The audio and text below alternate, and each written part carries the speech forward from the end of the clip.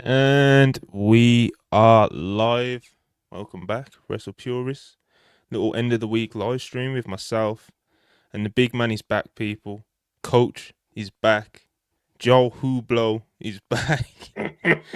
You've been gone too long, bro. Even on your little run-ins that you'd be doing, you didn't fully ever go away, But even those were getting few and far between. We had to bring you back, and you're back now, and we're happy to have you. And I don't know what these shows are gonna be, but we're just here, people. End of the week. So if you want to talk about anything, just send some. I don't know. Send some live chats in. Send some super chats in. Let us know what's on your mind. What's everyone mad about this week? Because I know you said it on Twitter, Joe, but I'm washed as well, bro. I am just. It's hard to keep up, dude. It's really hard. I'm trying to build myself up for a big 2025, but Yeah. the back end of 2024, bro, it beat me down, It beat me down, Yeah. but We've got that in other than common. that, Joe, how you been doing? How's the health? How's everything with you? I'm doing better now. The holidays were not kind to me, I have to say. It was very I heard bad. you had a tough time, bro. It was really bad, yeah. And the funniest thing about that was like we spoke about it at the time, but I got myself into like a good, like positive mindset for once in my life. And then I just got ill and I had no positive mindset left to offer. But I will say it has got me like ready to go now that I feel better. So we're back on here. You and I negotiated extensively. I'm going to take Ibu's, but I know he does like contract talk on every show now. What's that about, dude? You know what it is? So like, I gave him some booking privileges. Yeah. A little bit too much creative control, some would say. But he does Yeah. bring in numbers and he does draw decent gates, people. So our hands are kind of tied, and I do believe in like talent power, So Yeah. I don't. anyway, But so you yeah, run your show a little bit differently, like more of an iron fist thing going on over there. yeah, I'm a pretty But aggressive guy. But it's you're much kinder as a promoter, and I appreciate you having me back. And hopefully this will be I think it'll be a regular thing. We just don't know when it will. We don't know. all We don't right, know when so it will be regular. all right, so this is the thing. Joe Hulbert, he's back. As he just said, he has signed a new extension. He's Yeah. back on a weekly show. Wrestle Purist Live, as you can see. And we just don't know what day of the week it's going to fall on, But there will be one show with Yeah. me and Joe, or Joe and someone else, or Joe and I don't know, But there will be a weekly show Yeah. with And myself and it's Hulbert.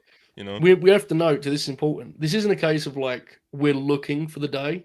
There will never be like a day. It will just be a thing where I will appear on different. Depending, it also depends what happens. Like if I watch something and you also watched it, like if we both watch GC Dub and we might do like an emergency, like let's Well, talk I about don't it. know about all that, Like TNA Impact or like anything could happen. Because the reason for that is, and I appreciate once you're working with me on this, is that I don't consistently watch anything anymore.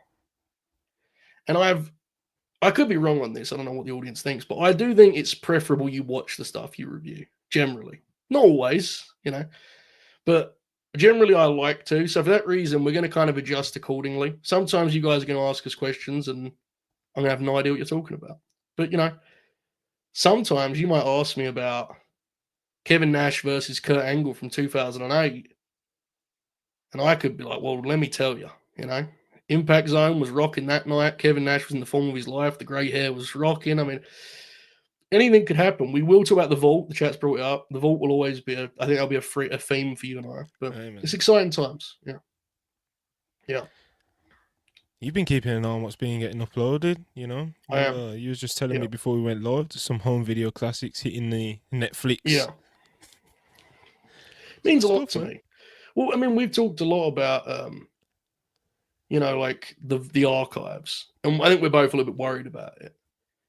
But I do think the fella who's behind the vault, or whoever's behind, maybe it's a group of people, I don't know. But I think it's pretty obvious they have like good intentions, Like people get real mad when they upload Randy Orton matches, but they need to keep the lights on. They are trying to. I mean, they're uploading Coliseum videos. They're trying their best. Why is it always Randy Orton, bro? Like, well, I think, whenever someone makes that dig, it's always Randy Orton. it's just like some look. I also want to watch, Crockett or Mid South, But they do have to upload like John Cena matches. I'll do that. I'll do Cena. They have to because more people care about. As long as it's cool, like a fucking dark match or something. We can have both too. That's the other thing. We can have both. Like, yeah, man. Do your Triple H Raw match, but give me WCW Saturday Night. Yeah, man. You know? I'm with you, bro. I'm with you. Like you said, you gotta keep the lights on. You know, you gotta get them. You gotta get some clickbait going on. You know. Yeah. Even with that, there's a way. Like I said, that if it's Cena, you know, throw some dark matches and stuff that like people legitimately haven't seen. You know, because there's a lot of it. You know, WWE tape everything. Cena's have been on about 1 million shows for the Fed. Oh, so, for sure. Yeah, there's some spiteful uploads in the WWE world. Like, this is one that you and I will feel a certain way about. I saw earlier today that WWE ensured that people didn't get too excited about Alexa Bliss's return by uploading her match with Bianca Belair. And I literally saw the thing, part of my thing, and was like, who is this for? Up, bro? It's crazy. It's like when they uploaded Alexa and Eva to the vault. I said, it's not exactly a SummerSlam classic, you know? We're going to have to make a little diversion going on because Ibu and the rest of the chat are telling us Stone Cold. I don't know what I just tried to say. Stone Cold. Tony Khan has apparently dropped an insane graphic, so I don't know if you've seen it. No. I'm gonna search for it right now. I was talking about Eve Marie. I missed this. All right, Tony Khan, what are you saying, bro? This is an upcoming match. What, bro? It looks like. All right, bro. We've got. Right. This Saturday on Collision, we got John Moxley, Wheeler Yuta, Claudio, Jericho, Big Bill, Brian Keith versus Hobbs, the Outrunners, FTR, and Cope. What they got going on over there at Collision, bro? What's... Well, they've got... I mean, they're going to have to confront the fact that the Death Riders are teaming with the Learning Tree. Surely Moxley's going to be mad about that, right? The character John Moxley surely is going to be upset about this. Surely. I don't know, bro. I don't know what they got going on over there anymore. Like, I just... Yeah. Okay, I'll put it on. And I'm sure people who follow the account have recognised that we've gone on a little shift recently with the AEW coverage. You know, we we just retweet AO. You know, AO's good at the live tweet and stuff. You know, and he does good coverage of the show, so we just simply retweet him. So like from my point of view, I don't have to pay as much attention to the shows, and that's probably contributed to me being so washed, bro. I can't lie. Like I've just got the shows on. You know, they're just on. Yeah. And if something interests me, I'll look up. You know, like it's as the weeks and months go by, bro. Like I'm looking up less and less. You know, it's getting crazy. Yeah. That Hobbs angle last night was cool though. Well, the actual angle where Hobbs comes out is cool, but like that brawling and stuff just before Hobbs comes out was like it had pathetic heat, bro. Like it was. Yeah, I didn't. So I didn't see any of it because I saw the Dax and Jericho graphic, and it was a real like moment in my life because I think anyone who's seen me on these shows before knows that I mean, Dax Harwood's one of my favorite pro wrestlers. You know, love Dax Harwood. I think I've watched Dax Harwood wrestle. Well, I thought I would watch him wrestle anyone, and I looked at that graphic and I thought, I don't want to watch that. That's going to make me more angry than anything. I've seen clips. I hear the clips were... I'm not even going to say that. The clips were real bad. And... viral as well, bro. It's crazy. Jericho's got our guy going viral, bro. It's for the wrong reason. It's really hard to make Dax look like kind of clumsy and look like he knows what he's doing in there. It's kind of... But I just... I think because people online have hated Jericho for so long, they don't realize like how dramatic a fall off this actually has been, even within that era. Dude, 2 years ago, Chris Jericho would have had a good match with Dax Harwood. Like, 100% he would have. Yeah, probably.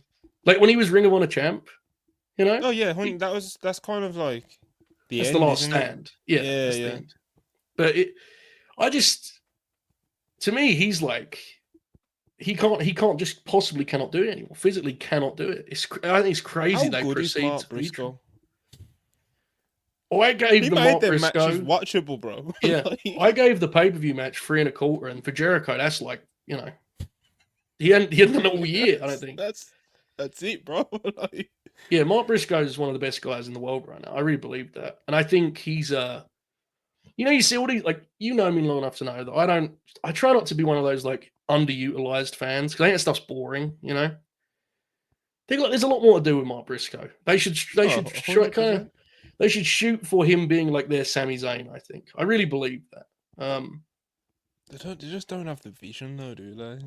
That's I guess not. I mean, him and Lashley was a fun match, but like in my mind, that's the kind of match you should be like building to because that has like a real potential to it. And instead, it was just like Mark was just a guy for Bobby to beat up, and that's fine. That's the way they use him. That's the way they use him. But I think he's better than that. I really do. I think he should be like really, really. He doesn't need to be overly protected, but he should be someone who's like chasing the top belt. I think. you should be That's just focused on as one of their main yeah, baby faces, bro. Like you said, there's Sami Zayn in terms of positioning yeah, on the roster, but he's just not. But in any role, he'll kill it because he's Mark Briscoe. yeah, So.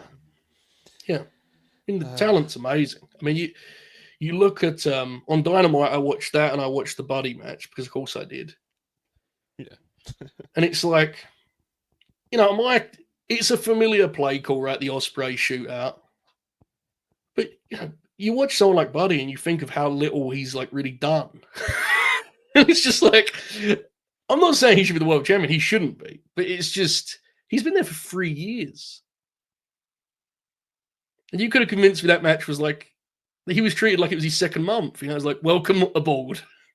You have arrived. The tables have just turned, bro.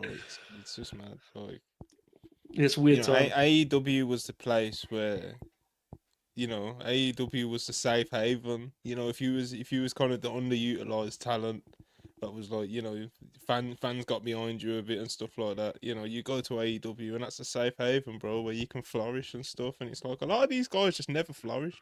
And sometimes it's like, okay, he's not Will Ospreay, he may, or whatever it may be. But it's just like there's so many windows of opportunities for guys all up and down the card, from the jobbers all the way up to potential main event guys, where it was just like there was momentum, there was a window open, and AEW for whatever reason they just didn't go through it, and those names stacked up and stacked up and stacked up, and it's now like it almost feels, like I said, it almost feels like the tables turned, bro. It's like people want out of AEW to go to WWE for better creative and to be focused on more or whatever it may be, So it's weird. It's a weird moment in the industry, I think. WWE is really deep on top. Like main events, I think there's a ton of vacancies in the main event right now in WWE. I mean, WrestleMania is going to be a dogfight, dude. Like guys like Drew, God forbid LA Knight, good luck. You're looking at where these guys, Damian Priest, like where are these guys landing at WrestleMania? It gives, because that's the way I always say to you, like, that's the easiest way to kind of see where roster's at, right? Because it's like when it comes to a big show, how many people need to be on? And so what you're going to see happen is like a lot of guys are not going to, the grass won't be greener, but they're just kind of stuck because there's no vacancies right now. Now they will open up, guys will retire, guys will age out. Look at our guy Andrade, one of our favorite wrestlers. I mean, I thought he was starting to get going. And that to me is like, I don't see that right now. To me, he's whatever momentum he had has been pretty much halted. It's a very strange put the time. US title on like him and Melo, bro. Like both of them should have just had like a little. Yeah, that was terrible. With it, you know what I'm saying? It was terrible. Just Shinsuke comes in, swoops in. You know what I mean? But like, I guess from Andrade's point of view, it's more of like you'd think that he's on TV more. He's on TV like, pretty much every week. Most weeks, at least twice a month. So it's like. Whereas like in AEW, for whatever reason, it's like because we all know Andrade is not exactly the most chill, cooperative geezer going. You know what I'm saying? So who knows what was going on? But he would disappear for these long stretches, and he would do his tweets, and do you know what I'm saying? So it seems like he's a lot more kind of settled at WWE, I guess. Then like Charlotte will come back, she'll make sure he's nice and comfy for Mania. He'll get in one of those 6-man ladder matches or some shit. Um, It will be interesting to see. Penta will be a good like case study I guess, yeah. because Penta, in terms of like markability, I think he's obviously gonna be money for them. But like where he actually gets slotted will be interesting. Like, will he just be like a guy who? I mean, look who he's working in his debut match, or presumably working Chad Gable. I mean, Gable's been in the same slot for a minute, right? And I think there's a hope they're going to elevate him. But will Penta be a guy who works matches and does the destroyer, and or will he be a star? That's the kind of interesting thing right now. There's a plethora of talent and a lack of spots for that talent. It's a very strange time. I think both of the Lucha Bros as well. Of course, they'll be coming in at different times. Penta, of course, is expected tomorrow. Penta, of course, it will be like presentation. Like WWE will really get to flex the muscles with presentation, making him look cool. His entrance will probably be really cool with like I don't know, with the spotlight or do you know what I mean? Whatever they do for him, Then like Phoenix, hopefully he can also kind of like really get himself over because of course he's younger, he's the more kind of dynamic in ring performer, etc. And you hope he don't just kind of you know kind of like slide down like Dragon Lee. Because Dragon Lee's a great wrestler, bro, and he hasn't really had enough opportunity to show it. So Not yeah, he had that. Do you remember that stretch on SmackDown where he was like, they were actively finding like Cedric Alexander, they like awoke so that he had someone to wrestle, and they would do like these like Nitro cruiserweight matches. It's that feels like a lifetime ago from what I said. I don't watch it as closely as you, but it doesn't seem like Dragon Lee really does a ton on the shows. he don't really do anything. It's I don't know, bro. It's Yeah, I don't know. I just my honest opinion on it is I actually think creatively, like the big two, quote unquote, are like pretty complacent creatively right now. Now, one of them doesn't really have to worry because they're riding a wave, and that's the way that works when literally. The other, to me, AEW's complacency is different. It's more of a like exhale because they got the deal, which is, I mean, I get it, but I honestly don't see either of the promotions being like, we're going to make a point tonight. We're going to go out there and give them, like I don't get that vibe right now. And maybe that's unfair. Maybe I don't watch enough, but WWE definitely wanted to make a certain point with the Netflix premiere, but it wasn't quite. They did. It wasn't quite a storyline creative one. It was more of here's our brand and how big we are. So their shows feel more like victory laps, dude. They feel like victory laps. It's like I've actually never, and I know Raw has been discussed a million times, and that's like we can leave that, but just the vibe of that show was legitimately unlike anything I've ever experienced. I'm not saying it was like the worst show because it wasn't. There was good stuff on it, but the actual feel of it felt like I creeped into a press conference or something. Like it was really strange and weird. It was bizarre, bro. It was more like I don't know. It was more just like the WWE Netflix premiere. I had a couple of matches on it. Yeah, rather than like a wrestling WWE show. Raw Netflix premiere. Do you know what I'm saying? It just felt like the WWE Netflix premiere. Like, here's our show. Here's Dwayne. Here's Cena. Cody's Hogan here as well. Oh, bro. Yeah, it's and I don't watch a lot of NXT, but when you watch NXT the next night, hilariously, that is probably the show, whether it's to your taste or not, and certainly it isn't all to mine, but it's the show that I would most describe that feels like guys going out there and being like, I'm gonna do it and I'm gonna rock it, That's the vibe. Like they're hustling, dude. I mean, some of the creative is like unhinged, but there's a certain feel to that. I don't know, it's a spirit to it. That's why people would connect with it on some level, 100%, bro. He kind of like knows, even though it's not great, he kind of knows what it is. Yeah. And its audience knows what it is, and they love it. And it's just, like you said, there's a spirit to NXT, even if it's not quite, great wrestling or anything. Like in terms of just like what the show is and how the performers kind of portray themselves on there. And I don't know, there's just a lot of spirited efforts, and it's just I know there's a lot of like overachievers and stuff and shit like that on there as well. So it's There is. It's charming. It's very charming. And the main roster, I'm really, tomorrow night's Raw will be interesting, right? Because it's like, what way do you go with it? Do you find a middle ground between what you usually do and what you did last week, or do you just literally go back to doing your normal Raw? I have no idea what the answer to that is. They've got a lot of matches booked, right? So I assume they're going to do a normal Raw tomorrow. Bro, these 3-hour shows are killing me. Well, yeah. I mean, it's just you forget how bad it was, bro. Like, yeah, well, you I don't. I was gonna say, well, you don't, but it's just kind of like you just kind of hope that maybe the approach will be different this time, and it's just like, bro, SmackDown on Friday was like just a horrible experience. Like, even if the show, I know, bro, like, it's two 3-hour shows, 6 hours. It's just it's too much. So hopefully with the Netflix not having like a hard hour or anything, they can kind of play around with a couple like 2 hours and 15 minutes and stuff like that. You know what I'm saying? I mean, instead of like, because like I said, to do 2-3 hour shows, bro, it's brutal. Like, I can't. SmackDown was, like I said, SmackDown was a horrible experience, bro. I couldn't like, believe it's not it. like they did wrestle crap or anything. Well, they might. No. I don't know. I can't remember. I don't think they did. No, it was just stretched. Everything was long. It's just, I don't know. I guess I'm an asshole here. I just kind of resent the like, the mentality of like, but more people get on. It's like, with respect and love, are Pretty Deadly going to get over because they got 10 minutes to work a tag on tape? Like, so what are they doing, bro?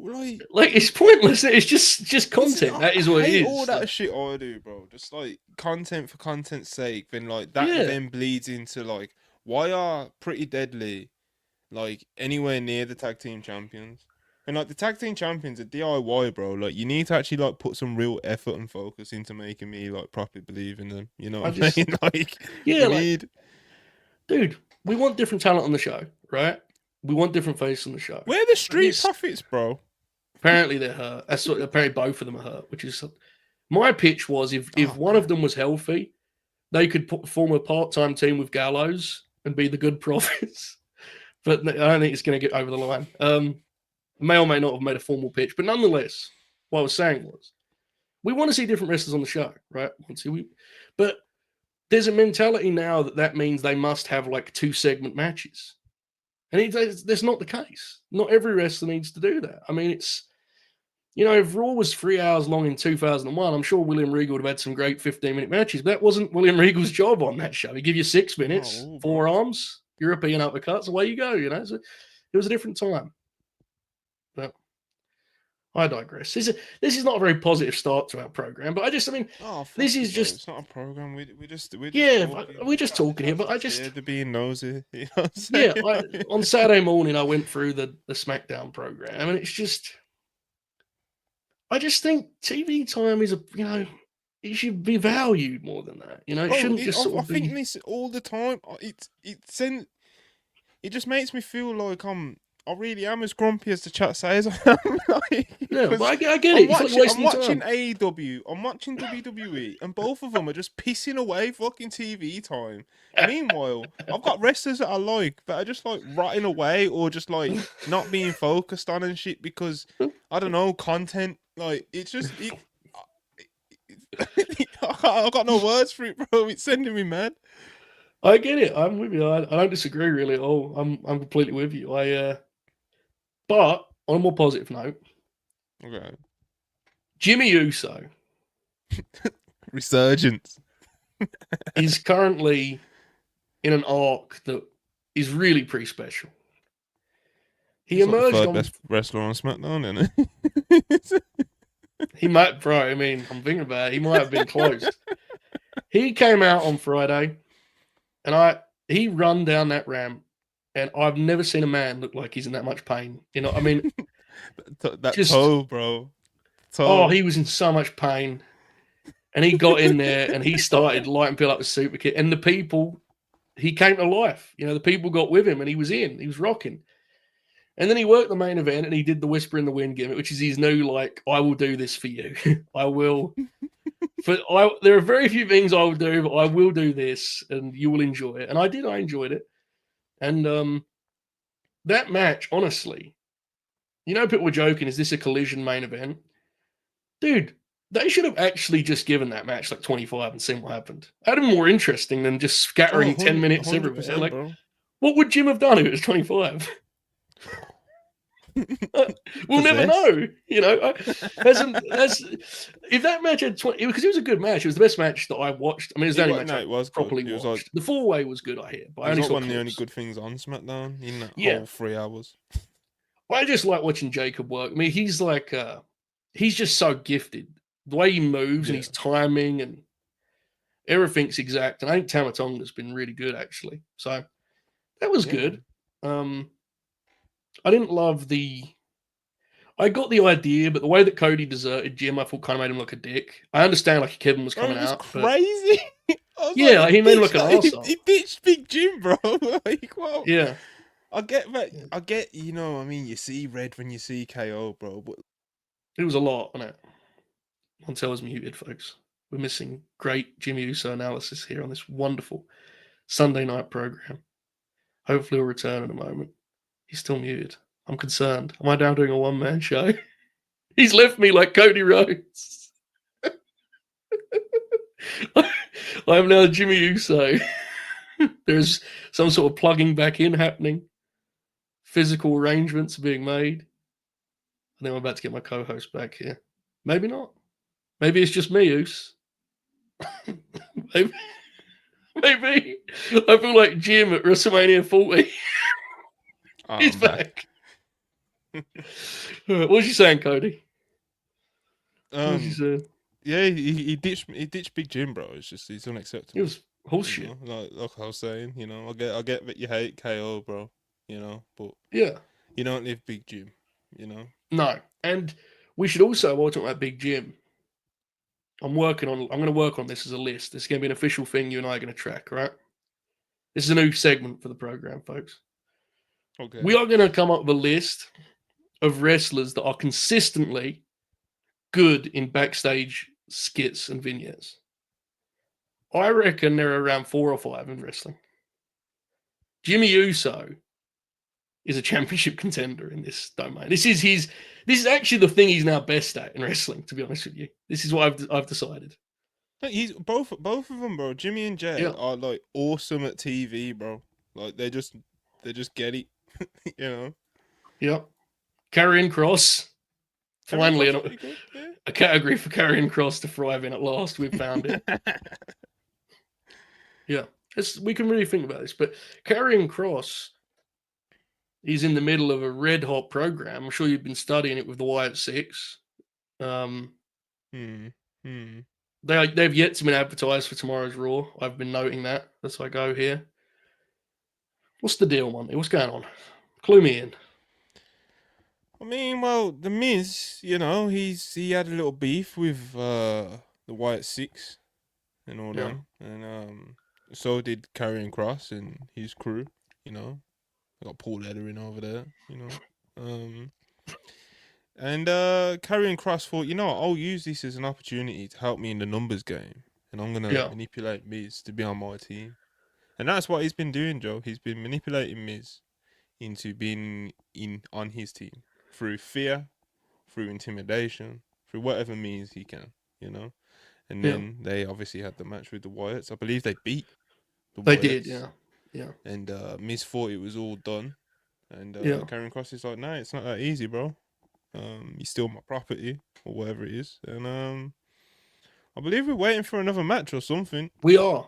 Yes, they were. I feel like we're waiting for like a big angle where the Wyatt 6 try and decapitate someone or something. I feel like that. I think it's interesting that the Wyatt 6, you know, got that big rollout and got a huge reaction, and Triple H then decided they would in fact be a way to try and make people care about Carion Kross. I thought that was pretty heinous, to be honest. I may actually file an official complaint about that.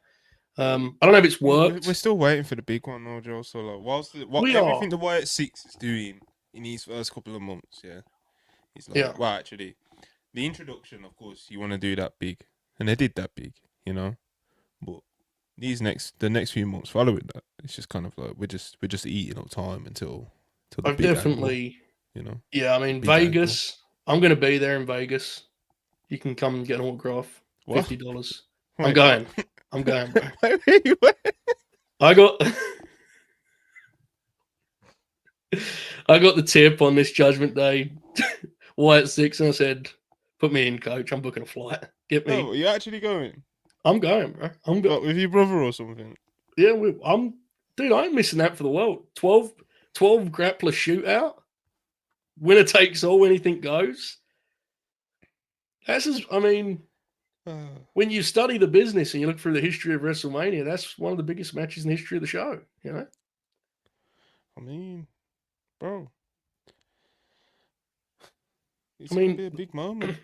The You Rock know, isn't booked anymore. she's had big showcases at Mania in the past. You know, I was there. I saw the classic with Nia Jax, and the classic. yeah, very fondly a Dave 2 and 3/4. We respect and we acknowledge it, but it's it was a Dave 2. I mean, 2 and 3/4 back in my day. That was a very respectable professional match. It was, but not anymore. Well, now everyone's got so aggressive now. You have a 2 and 3/4 style match now, and people do threads about you having to retire. It's terrible, you know. I mean, our friend Maxwell Jacob Friedman, he went out there and had a 3 1/4 with Roderick Strong. I had a wonderful time, you know. I was even going to rewatch it. I got online. Ebu said he should retire from wrestling. he's get him out. He said, "Look, it was a 3 1/4. We need to bring him back, you know." But we're losing recipes, is what I'm telling you. Bring Not back enough, the 3 1/4. Yeah, man. There's not enough nice matches. You know? Yeah, to just a serve nice a bit match. of a purpose. You know, Yes. you're either showcasing someone or you're furthering an angle, and you do like a finish. You know, but just like a nice match. You know, 6 to 8 minutes. Roddy Chops versus anyone. You know. Yeah, and chops. This is important too. The chop has to be like when a guy's in the corner, and it's before they do like an Irish whip. It can't be this current this chop wharf thing we have going on now because we got carried away with that. It's we've lost the plot. You know? Yeah, it's a lot. You know what I'd like AEW to do? A lot of Sign things. the Wyatt 6. A lot of things. There's a lot of things I'd like AEW, but I'd like them to actually make the TNT title like proper TV title again, where it's just like defended on TV like every week. Yeah. Why not? You know? I don't know, man. He seems to be wrestling a lot, you know? Right? Dan does seem to be wrestling. Yeah, Garcia's he's been active. It's just obviously he was in like the Casino Gauntlet. He was in the C2. Yeah. Then you know, he wrestled Mark. Yeah. You know, he wrestled I don't know. last night, obviously. I think the belts need the TNT. I agree, but like just generally, the belts need more of like an identity, right? Well, like, what is that belt? Yeah, like what is the international title? What does that mean in the grand scheme of things? Especially the continent. I mean, the continent at least has the C2. For the rest of the year, it doesn't really have any point. But yeah, it has no meaning. Yeah, I don't know. I was hoping, it's just got brought up in the chat, I was hoping they were going to go at Shelton and Dan, but they haven't mentioned it yet. It seems like Shelton's going to win the tag straps with Bobby, right? That's criminal as well, bro. Like, it's pretty funny. Like, how have Private Party had this nothing of a reign? Like, my expectations weren't exactly high, bro. You know, my hope, you know, deep in my heart, my hope was like, all right, bro, Private Party got the belts now. It's been overdue considering their like initial trajectory when they first came into AEW, and it was a good moment. It was a great match. Let Private Party have like a proper reign where they're consistently defending it, because of course they couldn't do that really with the books.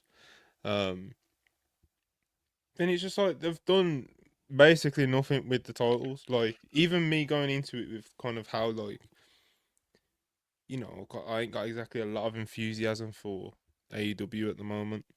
It's like, even with that, and having very little faith in how well they'd book this reign, like, it's still under-delivered. Yeah. Through no fault of the talent, bro. That's what kills me about AEW, man. It's like, these things flop, and it's hardly ever the talent's fault. Hardly ever. It's crazy. Yeah. So hopefully, I don't You know. know, so hopefully, I don't know, the Hurt business get, I don't know, interrupted, distracted, something, and Private Party can sneak a win on them. Because of course that would be a big win for Private Party, you know. But obviously I'm living in fucking La La Land. You know what I'm saying? You can't. You know what I mean? You can't expect any fucking talents to be elevated in this company, even when you put a title on them. So it's like, you know, I'm. It's just You've ramped up in my absence, brother. You're ready to go. I You're just locked in. this is the show, bro. Like no one's here. It's just me and you. You know what I'm saying? So Yeah, like, no, I mean, I I can't love really. I don't Private think. Party, man. Like they deserve so much better than it. Like if they are gonna just drop the belts to them at like, I don't know, when would be the next show, Joe, that they would potentially drop the belts now that they've kind of called the shot for her Syndicate. Australia, I guess. Right? Like start of Feb, I think that. Or was it mid Yeah. Feb? Yeah. When is That's the that? next like big show, right? Yeah, it's what a shame. So the You problem know? is everything you're saying is true, but imagine how cool the photo would be of Bob and Shelton with the AEW tag team titles. Yeah, it'd be awesome. Yeah. And it wouldn't be anywhere near as bad if Private Party actually had a reign. That's the Like actual thing, yeah. All that's jokes something. aside, yeah. None of this would be a problem. Like my thing isn't Yeah. like, oh, everyone's got to have a reign that lasts No, six, no, no. 12 months. Like that's bullshit. That's Is that woke nonsense. You know. they haven't But done anything. Yeah, they haven't done anything. they've done nothing. They've had no focus. They've had a few throwaway matches on Collision. I think. They were It's part of a just fucking 4-way on the pay-per-view yeah, where they weren't even the main focus of the fucking match, bro. Like they've had no focus. bad You match know, too. Bad match. it was like a pathetically booked reign, bro. So I guess the that's what question: they've got. You know, how long have we been saying like, what will the follow up be? And like, at what point have they told us the answer is just they just don't they can't do it? Like at what? Well, I guess my question is like, at what point do we cease to expect them to have like? There's no sign they're getting good at this ever. They do this consistently, you know. Like the chat in your time talking about this, the chat has brought up like 3 other examples. there's loads of examples, and some of them the Yeah, talent isn't as good, so people don't like fucking ride out as hard for them. You know what I'm saying? yeah. Like Wardlow, bro. Like the window of opportunity they had with Wardlow. Like, yeah, I get it. He's not a fucking 10 out of 10 talent, and he's not But gonna go out there and it have was 4-star crazy. matches every week. But Yeah, he had a moment in time, bro. And yeah. then they had him feuding with Mark Sterling's fucking security guards, bro. Like, this is what they're on. This is what they've been on for years. It's mad. I agree, but like that's what I'm kind of at. Is like I just don't. I'm not surprised at all by any of this. I don't think you are either. That's the scary part. I guess is like it's like the Mariah and Tony had the Oh long my build god. and they had a really good match at Wembley too. It was quite good. Yeah. But like, if I asked you in your heart of hearts, gut feeling, if you thought that Mariah was going to have a good reign after that, I know what you'd have answered because you would have had the same answer I would. Like, it was never going to happen, dude. Like, I knew what was going to happen. I've seen them do it before. So to me, that's my, and this is actually a good way to loop back around. But this is why I struggle with like the conversation sometimes. Is it's just Every it's time you like try and give them the benefit of the doubt. exactly like you sit there on Dynamite reviews and you'll be like, hopefully they have the good follow up on this one, and it's like. Bro, Like, it makes you think you're going mad when it people are like, does, yeah. if listen, if you enjoy it and that, I'm not one of them people who are like dunk on people for No, enjoying something, if that no. makes sense. But it's just like if you enjoy it, you enjoy it. But it's like then whether it's on Twitter or whether it's in one of our live chats, it's like people make out that like I don't know that you're the problem. I don't know, like, Well, yeah, and it's just like you feel like you're going mad. It's like, are you not watching the same creative failures that I'm seeing? And it's not all bad. And I think I was having this conversation with might have been like Karan. You know, good brother. he's always in the chat and stuff. Yeah, he's a good friend of ours, and it's just just, they AEW they don't put out wrestle crap, bro. That's what I'm No, saying. And when I get animated and stuff, and you know, it's just two friends here. Like it can seem like I'm all doom and gloom and this company's over. I'm not. I'm just chilling, talking to my friends, you know. But it's like they don't do full on wrestle crap, but it's never like the optimal decision. Do you know what I mean? Except for the Wardlow example I just used was full on wrestle that one crap, was but bad. like But it's never. It's like take the world title for example. You know, it's like, are they really just gonna be like? Because the optimal thing to do right now is to just fucking put the belt on Kenny, bro. It just is, you know. And it's like Darby winning the belt, like that would be cool. No one's gonna fucking cry at Darby winning the belt. It'll be a cool moment, and that is awesome. I love Darby Allin, bro. He's a phenomenal professional wrestler. So it's like it's not like they're putting the belt on fucking Sanjay Dutt or Jeff Jarrett. Well, the Jeff Jarrett signs. Let play out. But, you know what I mean? But like they don't do like outright terrible, but it's just never quite what you want AEWs to kind of like be. That's why they're challenging to talk about. Is if you, this is what makes it hard. If you review Dynamite every week and you just review it in a vacuum, more times than not, the show is like a 6, 7 out of 10. You know, like it's passing grade. Mm-hmm. But you can't really assess wrestling in a vacuum because that's not really what the intention of wrestling TV shows are. It's big pictures, so, bro. Exactly. So it's like they're a very unique promotion in that because they let the guys wrestle and they have a lot of good wrestlers, they will consistently produce shows that in that particular 2 hours is actually pretty fun. But it's not actually achieving or building or leading to anything. So, you know, like Wednesday, I didn't watch the full thing, but, you know, the Buddy Ospreay match is a perfect example where it's like, that was a really good match to have on a TV show. But in the 2 months, will our response to that be what happened after that? Maybe. Probably, if we're being honest, right? Do we think there's going to be a big follow-up on that? So it's really, it's a strange one. I think it's different to any promotion. You know, people do like comparisons and they'll be like 99 WCW. Like 99 WCW was unwatchable. TNA, when it would have like, you know, similar lulls in business, obviously different, but it would do stuff where it wouldn't let the guys go. Like AJ Styles wouldn't get 15 minutes on 2008 Impact like Will Ospreay does now. So the shows wouldn't be as, but now you get the matches, right? So you go, that was good. I enjoyed watching that match, but it isn't trending somewhere useful or valuable. And I think it's hard to assess without losing your mind, I think is the yeah, bro, I can't really do the weekly reviews anymore. It's hard, you know? yeah. It's really hard. So it's for all the reasons you just said. You know, it kind of makes me feel like I'm going mad. Like, yeah. Obviously hard relatively speaking, because you know, there's 10,000 harder things to do and review Dynamite. But the point is like you don't want to get emotionally invested because you think it'll disappoint you. So then you're just like watching sort of coldly, aren't you? Just sort of like, yeah, that was good. Inconsequential content, bro. It's like kind of similar to what I was saying about both WWE and AEW. It's like you've got all this TV time. And like you said, sometimes they'll put matches on for like matches' sake. And it's like, yeah, it'll be good. It's like, what is the actual purpose of this? Like, what is this actually achieving? Other than eating up time with a decent match on a wrestling show. But like the match don't actually like really mean, and it doesn't mean anything for either of these characters. You know, like why should I care about who's gonna win this match? Like, that's the core point of wrestling. I mean, you know, the match, the creative is supposed to like position the match to succeed. The creative isn't supposed to dig a hole for the wrestlers to climb out of. You know, like I watched those Mercedes and Chris matches, and all I can think is like, if you're on the booking team, like you should be ashamed, man.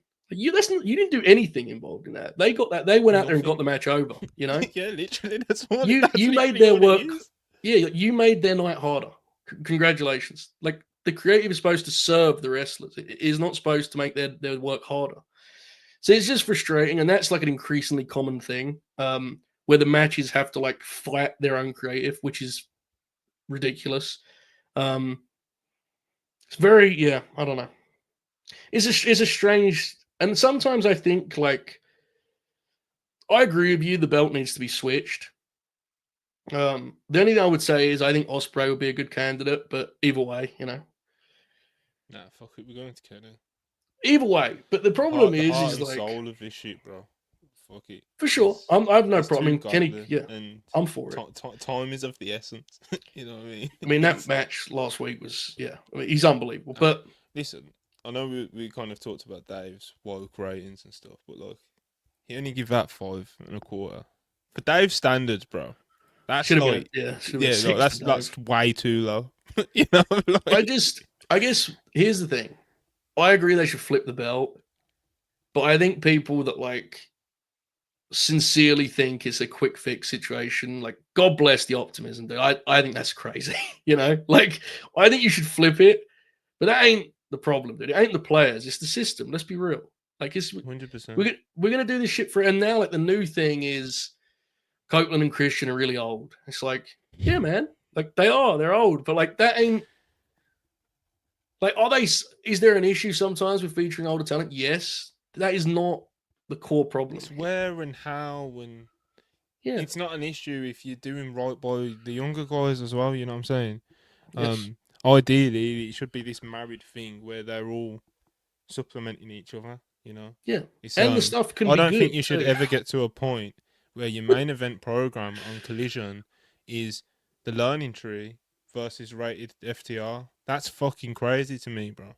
I agree, but the reason that's crazy, more than Jericho being old, is that the learning tree thing's bad.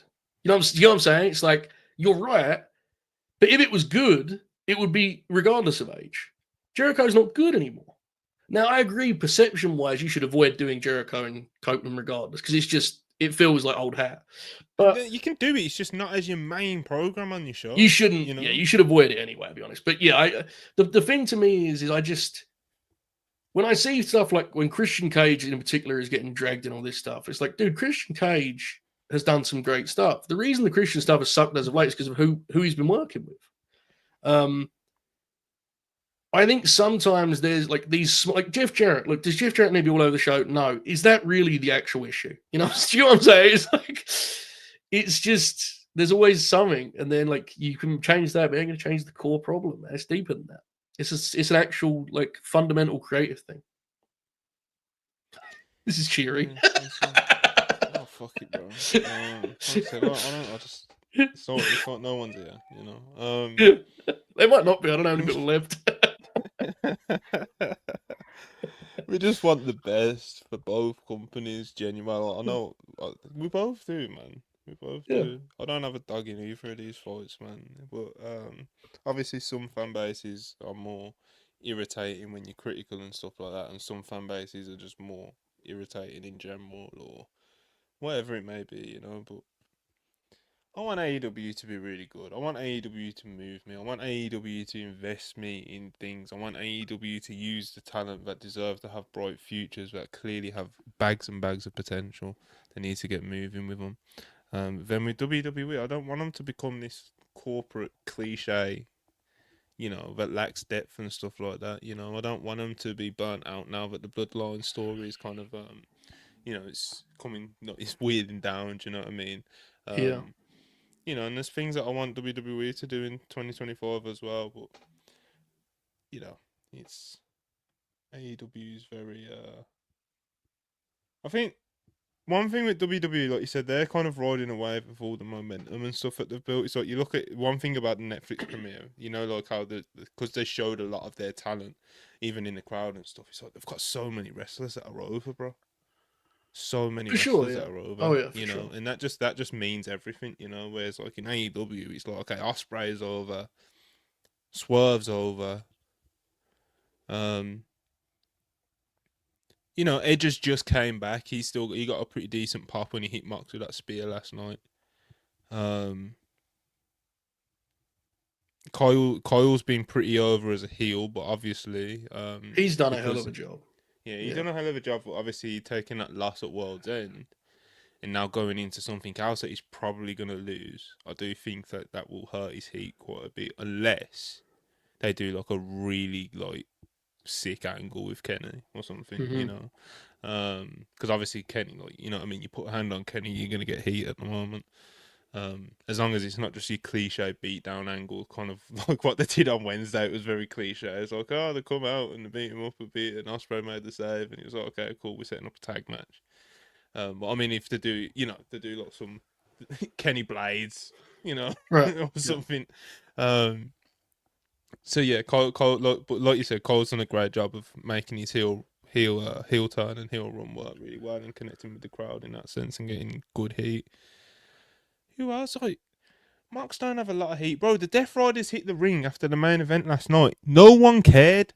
Nobody Yeah, cared, bro. The Outrunners came out and got more of a reaction. It was crazy. It was crazy. And it's that's a what I bummer. think a lot of the time when I'm like when I when I occasionally look up when AEW's on, you know, I'll see something. I'll be like, this is crazy. What is going on at this place? Yeah, it's the Oh, Death Riders thing is Hangman's pretty over, but bro, he's fucking wrestling Christopher Daniels, man. And yeah, he'll probably kill him, and like it'll be cool and shit. But it's just like, bro, Hangman. The thing, the Hangman shit sends me mad because you know for a long time, yeah, I didn't see Hangman as like. I've always like rated him as a good wrestler. I just never seen him as like a tippy top world champion, like as in like a world champion that you fully get behind. You know, like a proper world champion that'll hold the belt for like a whole year or something. You know, uh like you can have a reign, but not a full on. But bro, he turns heel, puts in some of the best work of his career, bro. He's cutting the promos, he's getting heat, he's fucking murdered Swerve on pay-per-view after one of the best feuds in recent years. And it's like, what's the follow up? Nothing. He loses twice to Jay White on pay per view. So Jay White can then join a fucking 4-way feud with Mox and Hangman in it somehow. Yeah. To then so Jay White can get pinned in the 4-way, and no one gets anything out of this. Like,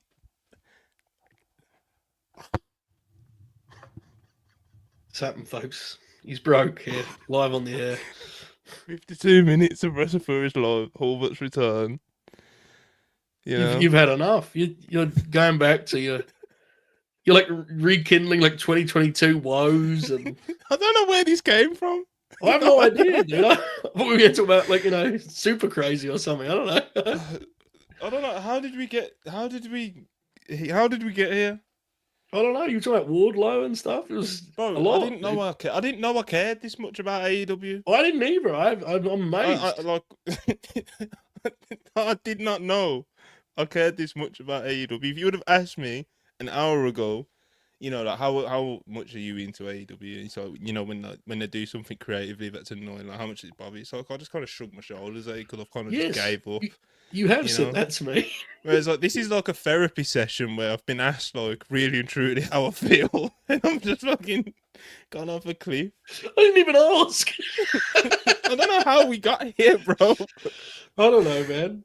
You're real Um, fired up. I mean, most of the stuff you're saying is pretty much undeniable. The chat seems to be enjoying it, so I I don't just, know. It works for me. I mean, it's I because I quite. don't do the Dynamite review anymore. But like, I It's don't just know. pent I up. don't know. Yeah. Well, I get And, it. Should probably I let love, it go. I love AEW. I love AEW. Yeah. I'm not sure. I mean, I don't think you have to though. You don't have to like anything. You can just sort of just. You probably should turn it off, bro. Sounds bad.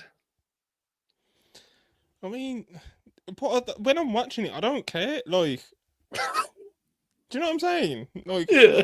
when they do a shitty angle like that, when Jericho and Dax had that like fucking absolute travesty of a finish to their match, it's not like I'm tweeting, "Oh my god, Tony Khan." Like in the moment, I don't care, but it's just I don't know. It's just it all just built up gradually over the past 55 minutes, I get it. and it could be classed as a little bit of a crash out that just happened.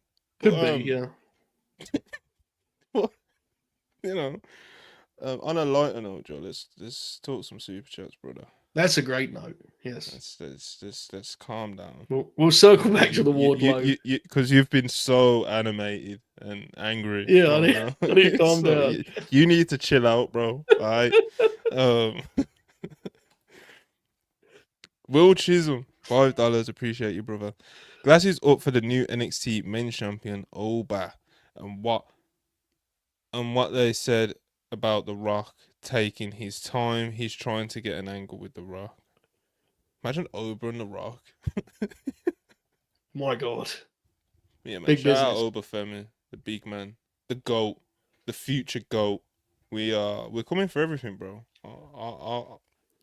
With Obafemi, because it's Obafemi, it's very easy to kind of get carried away thinking it's a little bit of a bit and stuff. Like, I really think he's that good. Like, he is that good. Like, WrestleMania, world titles, everything is in his future, bro. You know, there's not many heels that come along that. There's not many like big monsters that can just come along like him, bro, and pick up the game pretty much as quickly as he did. Because one of the first things that really stuck out to me about Obafemi, like in his early NXT, like even before the breakout tournament, is that he understood what he was, bro. He's a 6'4", jacked, massive, fucking African powerhouse monster, bro. And he gets that. He carries himself like that, and that's a big thing that some wrestlers don't pick up for. Well, there's big men on TV that I still look at like I wish they kind Oh of yeah, there's a knew lot of them. Yeah. what they were a bit more, you know. So he picked up that part of it very well. And obviously his matches as well, they keep getting better and better and better and better, bro, to the point where it's like that I think that triple threat got like NXT match of the year. The One with the with Scottish fella. Dijak and yeah, man. So and he's had bro, he hasn't had a bad match in a hot minute. So bro, I think the match with Trick that he just had on on Tuesday was pretty good for what it was, you know? Yeah. Um I meant to ask you this. I remember back in the olden days, you're like two big, like you marked them as your talents was Oba and Tiffany. yeah. Did you sell the tip? Did the Tiffany thing get too popular? And you said because do you still do victory laps? Because that worked out pretty well. Or you now just I did you mean, invest fully on Oba? I do a little bit. I do a little bit of a victory Yeah, lap when Tiffy won the big one because she won the big one. but you're You more know what I mean? reserved. You know. Yeah, Um. But yeah, man. That's and also with Tiffany Stratton, it's like how can you not fucking see it at this point? Do you know what I mean? that's It's what I like, wondered. Yeah, I wondered if you just sort of went. yeah, there is definitely a bit of that. You know, like I respect that. there's nothing new about saying, oh, Tiffany Stratton's gonna be a WrestleMania Yeah, world title match wrestler or whatever, you know. right.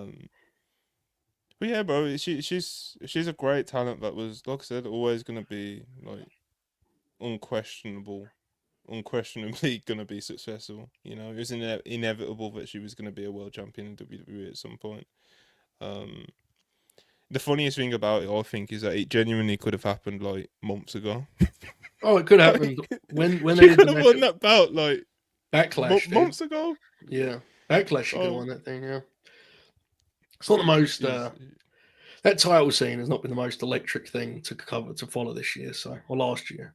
We'll see how Tiffany goes. yeah, hopefully Nia can like get back to more the role she was playing pre-title because like all the story and stuff they tried to tell with Nia when she finally won the title with Tiff and all the other stuff like backstage segments and shit kind of ruined a little bit of her Vader lore, you know. Yeah, it's pretty rough. Nia would not be on the list of good backstage skit wrestlers, sadly. Yeah, she Not needs. making it. She just. I loved it when like when she first came in. You know, before winning the title, kind of like the monster of the division, and like it was Yeah, really cool seeing her win. You know, seeing her like when you think of like the perception of her coming back and how people literally didn't want her to come back and stuff, and were already kind of like shutting it down, even like not giving the matches a chance at the start of a comeback. It's like to see her come back and you know, she physically looks a lot better and her matches have got better and to have as successful of a run as she did up until the title. Like it was really nice to see, bro. You know, to hmm see her win Queen of the Ring and have that moment and then to go from, like I said, from being someone that nobody was asking for to come back except for like I don't know, me. It's just you know what I mean? Like, to being a world champion where it's not like this world championship win was like almost more well, probably more most valid world championship win she's had, you know? In terms yeah. of like I don't want to say deserving it, do you know what I mean? But in terms of like It only felt the different. work she Yeah, put in performance wise leading up to a title win was the yeah. best, you know, in this most recent reign. But like I said, too much kind of like just overbooked. Do you know what I mean? Just kind of like overbooked creative in ring and out of the ring, you know, and she had two great matches towards the end with Naomi, so at least like the the reign won't be remembered as a total failure, then obviously, even for like how shitty the storytelling was with Tiffy and how long it took, like it took agonizingly long for it to actually get to the moment. Obviously, her having an on-screen relationship with Nia did make it more of a moment, I guess. So it wasn't a complete failure of a reign. It just was disappointing, I guess. It's probably a little, it's probably a little much, wasn't it? Probably, especially opposite Liv. That was a lot. That was an aggressive stretch. Aggressive. Definitely. But yeah, shout out Nia. I like Nia.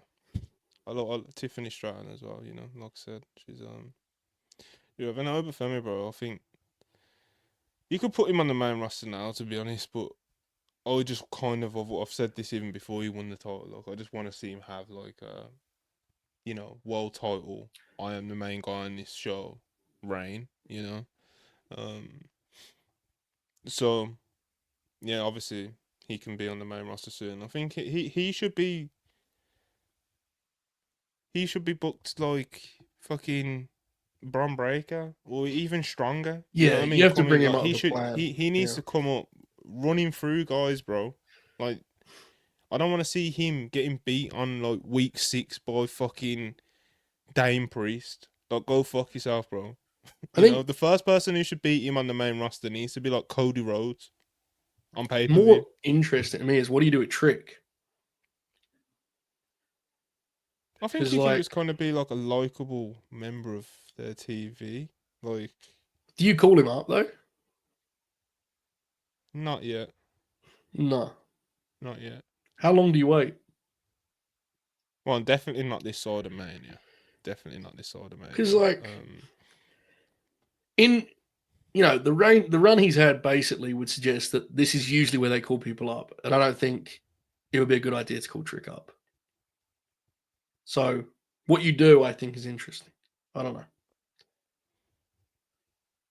I'm not sure. Yeah, Trick's a bit of a weird one because I think I've said it to Ibu in the past, but I think Trick is genuinely like too likable to fail. He'll get over. It's just like, how far can he go? Like, because obviously when you look at how charismatic and how likable he is, it's like he could really be a main event guy if he can really like put it together in the ring, But if you just bring him up as he is, it's like he'll still have some success and he'll be a liked member of the roster. It's just that you just kind of solidify his ceiling, if you kind of stop his development right now, because there is a chance that it does click. Hopefully. I feel like us as wrestling fans are very impatient these days when it comes to because a lot of these wrestlers are like learning on the job in front of us on national TV or whatever it may be. Mm-hmm. It's like if someone in NXT debuts on TV and they don't really make too much progress in like a year, it's like people think they're this dud, and it's like it's fairly normal. Oh yeah, Like, he's still very. It's hard. That's the problem with doing NXT. Like, that's the issue with it, right? Is it's to the audience is like, this guy's the world champion. Why is he not having good matches? Which is fair because it's on TV, but that's the problem with doing it on TV. Is really he's a guy who's been wrestling for what, 2 or 3 years, maybe 3 years. So yeah, not long ago. Hopefully it works out. I like Trick a lot. Yeah, Sean did him dirty as well with this second reign that he gave him, to be honest. Very poorly booked. You want to talk about poorly booked reigns earlier when I was ranting about private parties. Like, that one's worse. Sean's booking of that Trick Williams reign. Terrible stuff. Alright, more super chats. David Camp 199. Nat Kenny Omega returned. Wine glasses. Yeah, man. He's quite good. He's different, bro. He is different. The final boss 199. Bros Tequila got spiked. Blame that for the promos. Hey, man. Dwayne was lit on Tuesday, bro. Definitely, yeah. He was definitely drunk. Oh, man. The most, like... that was just funny shit, bro. Like, just... Yeah. Who else can get away with that? I don't know if he just gets away with it. He drew nearly 1 million people. Fuck it. I don't know if it was a good week for Dwayne, man. I don't know. It was... Oh, no. Overall, it wasn't. he kind of came across like, well, I mean, Dwayne has come across like an insane person for a while now. Yeah. And that became like why the final boss thing worked. Like the last final boss segment where him and Cody have like the Western standoff and he legitimately seems like a serial killer was pretty sick for that reason. But I don't know what he's thinking anymore, dude. He's just different. He's a different cat. That seems to be the way. You watch the way he interacts with everyone, and he's like a sort of robot. Very strange fella. Very, very strange. And he didn't shave, which was interesting. Caught me It off looks like he's guard. going through some stuff, bro. It does, yes. And I'm not saying it to be an asshole. I just don't know what's like. He legitimately comes across sometimes like he doesn't speak to anyone else. Like he just lives only up here. Like that opening segment of Raw. A lot of the vibes for Raw are just due to how weird that was. If we're being real. I mean, Raw has other issues, but that show, if Dwayne comes out and does some final boss shit, we're a lot more favorable on that show. We're being real. Oh yeah, of course, bro. 100%. Yeah, he's a weird guy. Will Chisholm $5. It did pop me when Corey Gray said Julia reminds him of Wrestle Kingdom Shinsuke Nakamura. Yeah, that was criminal. that was Corey Graves. He's speaking of guys going through some shit. He's got to sit there with Mick Joseph and Booker T. That's crazy. They're like a married couple. It's crazy, dude. He was on both shows like a year ago. It's wild. Match 184, 199. Remember, Better Omega, Bud Matt, funny beat. Yeah, that was real bad. That was a real bad deal. Jack Crosby used to like really say that a lot, and I'd be very uncomfortable. And PN $2. Latest edition of How AEW Will Fumble Hangman. Listen, it's a shame, bro. Like I said, Hangman, he really killed it with his performance, his character work, even in the ring as well, of course, as always with Hangman. And it's just kind of, it felt like after he killed Swerve in that cage, it was like, oh my god, I want to see this guy be like, killing people, killing main event stars for the rest of the year in 2025.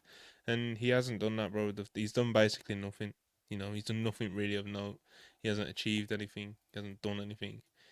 He was in a shitty 4-way world title match and he's lost twice to Jay White. And I like Jay White. I know a lot of our guys at Wrestle Purists have been on Jay White's ass in the past couple of months, but I like Jay White, and it's not so much, it's not, you can't lose to Jay White. It's just, if he had been doing other stuff, then it would be a bit different conversation. But like I said, they've done fuck all with him.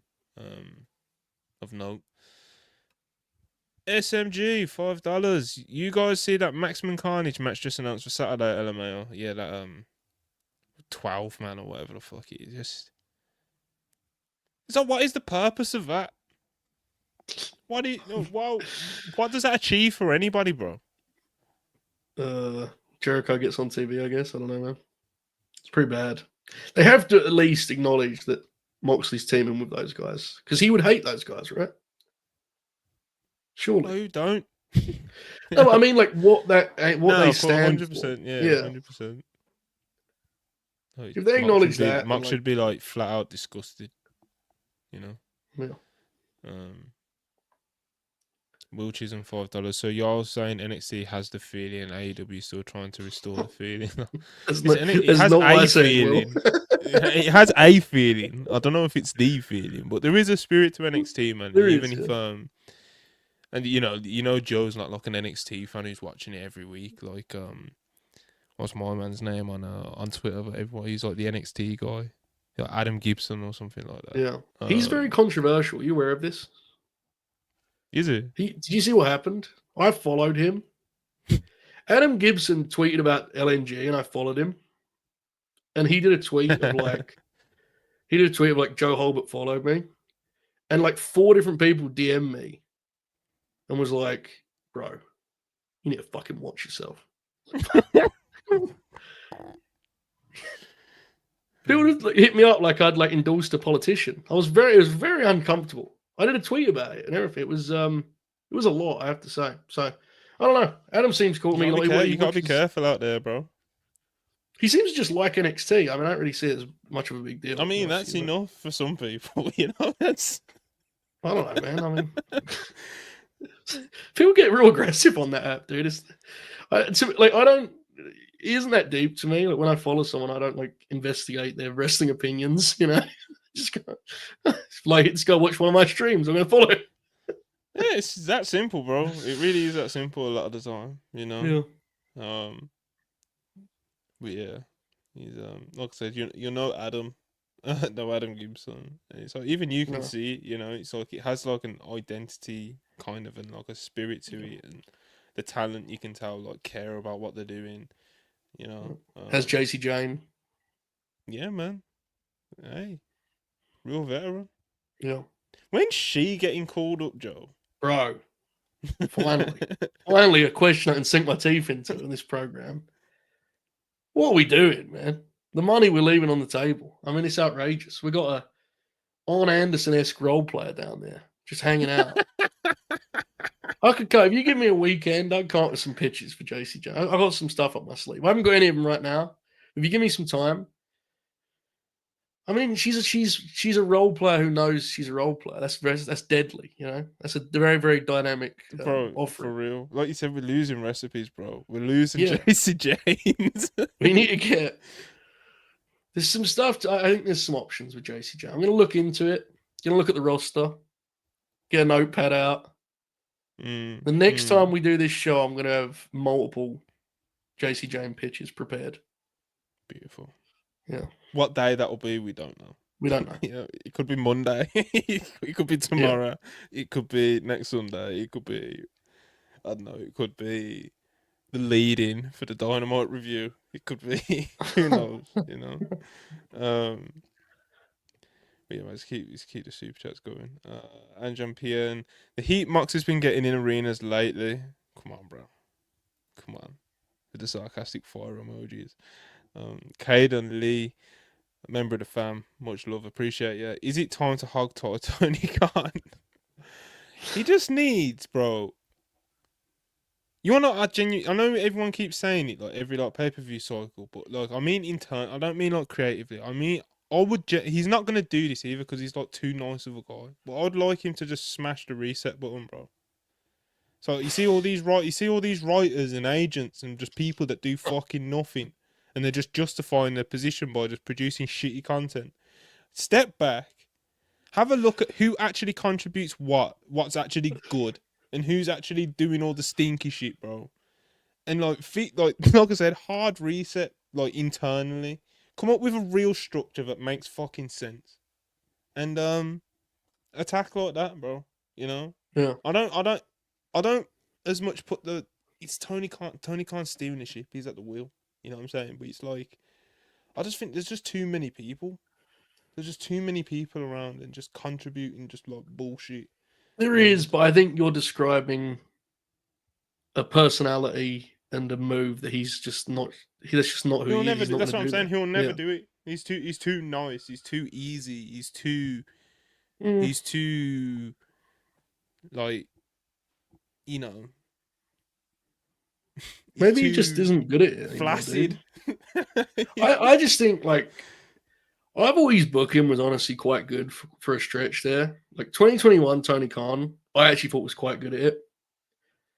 And then, you know, he did it for a couple of years and it's fucking hard. Like yeah, how many more writers and producers and shit have been added to the team since then, bro? But why do you think he's adding them, bro? Like he doesn't he either can't or doesn't want to do it anymore. I think that's kind of part of the issues that the way that he's done it, and it like, I need a new writer. It's like every couple of months or whatever it was, and they were adding like new people and creative, and I don't know. Yeah. Jericho got more influence and stuff like that. Blah blah blah. It's like because it's happened bit by bit. It's now got to a point where it's like it's a fucking mess, you know. Whereas if he just takes a step back and is like, I can't do it by myself, but I don't know, Will Washington and fucking what's his name, bro? What's his name? MJF's boy, bro. What's his name, bro? Me? Nah, he's a producer in AEW, man. Not Oh, RJ, but don't be. Come on, bro. Get him out of here. Pat Not Buck. RJ. Pat Buck. Boom. No, Pat Buck's done some good stuff. Will Washington's done some good stuff, you know. But there's a bunch of criminals backstage in AEW, bro. That like people don't even like mention on the timeline because they're not even like known like that. Do you know what I mean? It's like we all know Will, and we all know kind of like we have a decent idea of like what he's got a hand in. Do you know what I mean? So it's easy to kind of like praise him and point to like what he's doing or guess or trying to guess what he's doing because obviously. You know, he was on the timeline and shit. People know who Will is, bro. Will from Grapsody. He's Will Washington, bro. Mm-hmm. You know, then there's other people that you know of, like you know, like Tony Khan will mention like RJ City in an interview or whatever it is. But like, there's a lot more, bro. There's some criminals backstage there doing criminal things, terrible writing, terrible creative pitches, and they're not thrown into the fire enough. You know, they're not. I just, So it's I think he thinks it's yeah. good. Do you think Tony thinks it's good? He has to. He has shown no interest in changing it. It's been the exact same now for a year. It's to be generous. It's the same show. Like, at what point do we just like? I don't know, man. I feel like we're always like presume that he's being like led astray. I think he thinks it's good. He has to. No, He's been watching it. I think he's set up the wrong systems that have fucked himself up. If that makes so, it's like it's still his fault. Do you know what I mean? For sure, but he's like I think he's just. at the show. I think he has built a poor team around him, which has made him worse than he actually is, even though he's not great. You know. Yeah, I don't know, man. Like, he's at the shows. He sees how this thing's coming off. Like, at this point, to me, if he fired all the guys you're saying, I think he would just hire the exact same minds. Like, I don't see a vision, okay. you know. No, that's the thing, isn't it? Like when I say like he Yeah. needs to hit the hard reset, so that's just one part of it in terms of like personnel creatively who are helping him and stuff like that. But it's important. So we've said this for I think probably years, bro. Now we're going into 2024, Joe. So like, needs a vision. Like what is AEW as a company? Do you know what I mean? Like, what is it? Right. What is the big picture? What is the big vision? What do you want to achieve, etc. You know, and I don't know anymore. You know, because at one point, that's what I'm saying. So like, they need to come up with all these things. That's what I mean by like hard reset. You know, whoever you put in that room, if the head booker thinks that stuff belongs on his TV show, that is the problem.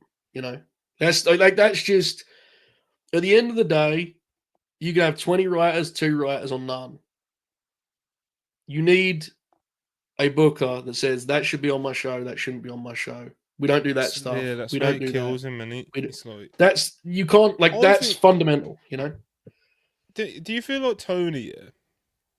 Like I said, you said it a couple of times today, like complacency and stuff. It's like I think Tony does put stuff on his TV, but he's just kind of like, that might work. Do you know what I mean? Yeah. Like where he's not fully convinced on it, but he's just kind of like, fuck it, let's just put it on. You know? I think that's absolutely true, yeah, because he's been doing it for 5 years and probably is just like probably an element of like he feels like no matter what I think in his mind there's an element of no matter what we do, people are going to say this, no one's going to be there. I think he has that defeatist attitude, which drives me slightly insane. I have to be honest, that irritates me. That's part of why I checked it out. Because I do get that sense sometimes, that kind of vibe of whatever we do, I'll never forget our non-live conversation about dying on the battlefield. You know? Yeah, there is an element of just kind of they just throwing their hands up. That does irritate me, but that's who. I mean, oh shit, Ibu's here. Yo, Ibu, big star making a run in. What's going on, brother? You're not happy birthday as well for yesterday. Ibu's big birthday weekend. Yeah, you get me? What's going on, Ibu? You're good. A learning tree. How's everybody doing? I have no clue what's been going on in this show. I listened to like 4 minutes and I had to do something, and then Jalen Brunson almost dislocated his shoulder, so I was compulsively scrolling through Twitter to make sure that was okay. And he checked back in the game and gave Giannis an extra 10 points before putting the finishing touches on a beautiful blowout of the Milwaukee Bucks. So I'm having an okay afternoon. Gonna go eat at a buffet today. But I wanted to stop by. Apparently, this has been a contentious show, Joe Holbert. Oh, bro, it's been crazy. It's been Really? therapy. I didn't realize Montel had it in him, dude. He's on Yeah, the gas I again, thought, I think. I thought I didn't care. I thought- you know what it really is. We tell ourselves we don't care. It's really just repressed sadness, you know. And then when Joe probably put his hand on your shoulder, and then that's when like you started to cry a little, and then you started getting frustrated, and that's when you started swinging at the air and yelling, you know. Yes. And then that's when Joe like grabbed you tight and hugged you and said, "This is what it is, bro. It's okay. Accept it." And you sat back down, and you're like, "But I don't wanna." And Joe had to tell you, like, "Honey, this is where we live. All right, Come on, man. we live on It's food true. stamps. This is exactly Anyway, what this We show don't we don't eat good things. We don't eat good food Ibu. over here. It's food How was stamps." your birthday, bro?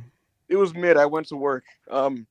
What you do on the night? You treat yourself to some wings or something, you know? I can't really disclose that publicly, but Oh shit! I'm going to have a good day Don't today. watch. And yeah, I'm seeing the timeline conversation has been fascinating. And what I will say, Joe, I was talking. No, I guess I could disclose this. I was talking privately with Les Owens, and we just had an interesting conversation about American wrestling. And it made me think about something, Joe. Joe, do you remember the long stream that we did? The really No. long one. Okay, fair. I'm fucking around. But Monty, I'm going to tell you something really fascinating about the stream that we did. Okay. I disclosed something that Paul Heyman said at a creative meeting recently. And as much of a carny as this motherfucker is, and as much as a grifter he is in his own right, which Paul Heyman is, and as much as a disingenuous fat prick he is, he still just like has his finger on the pulse. Oh yeah, he's a beast. Paul Levesque asked him, "What's next for pro wrestling?" The reason he asked was because I think Paul has the ability to sense things and be aware when things are working or not working. What he doesn't have is that superpower to then diagnose it with what to do next, if that makes any sense. Typically, it's Regal who kind of like he leans on, and then they figure it out together.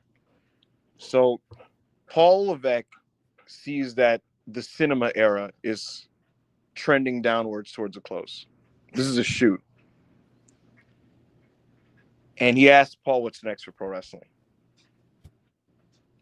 And Paul Heyman told him, when it comes to the United States, and this is a bigger audience that should be seeing this, because when I said this, it was a paywall, so I guess I'm surprised I didn't divulge this anywhere. But Paul said what's next is the women. Now that should sound weird, because it's like, sure, like the revolution happened in 2015, but it's like it did, but it didn't, you know. And Paul said what's next is the ladies, and he basically was saying, and he talked about AEW also when talking about this. He essentially said, we've seen everything that there is to see out of top-end men's American wrestling of both genres, like the WWE big stage way of doing it, Roman Cody, and the AEW peak work rate New Japan hybrid way of doing it with like an Osprey Danielson, for example. And he basically says that like we're going to continue to just chase that ghost and cycle through doing the same things with different people. And what he basically said was the next thing is quite simply letting the ladies have a platform to do their version of that at the highest level. And you will once again be wowed by it when they do it in their way, because it'll take a different form just from being different people. And he essentially, when he was talking about this, he was saying, look at what's working in NXT. You always have to look down underneath to see what's bubbling and what's working, and then you bring it to the surface. And this conversation was what basically got the creative team to resolve, all right, 2025, we are going to reshuffle our women's division.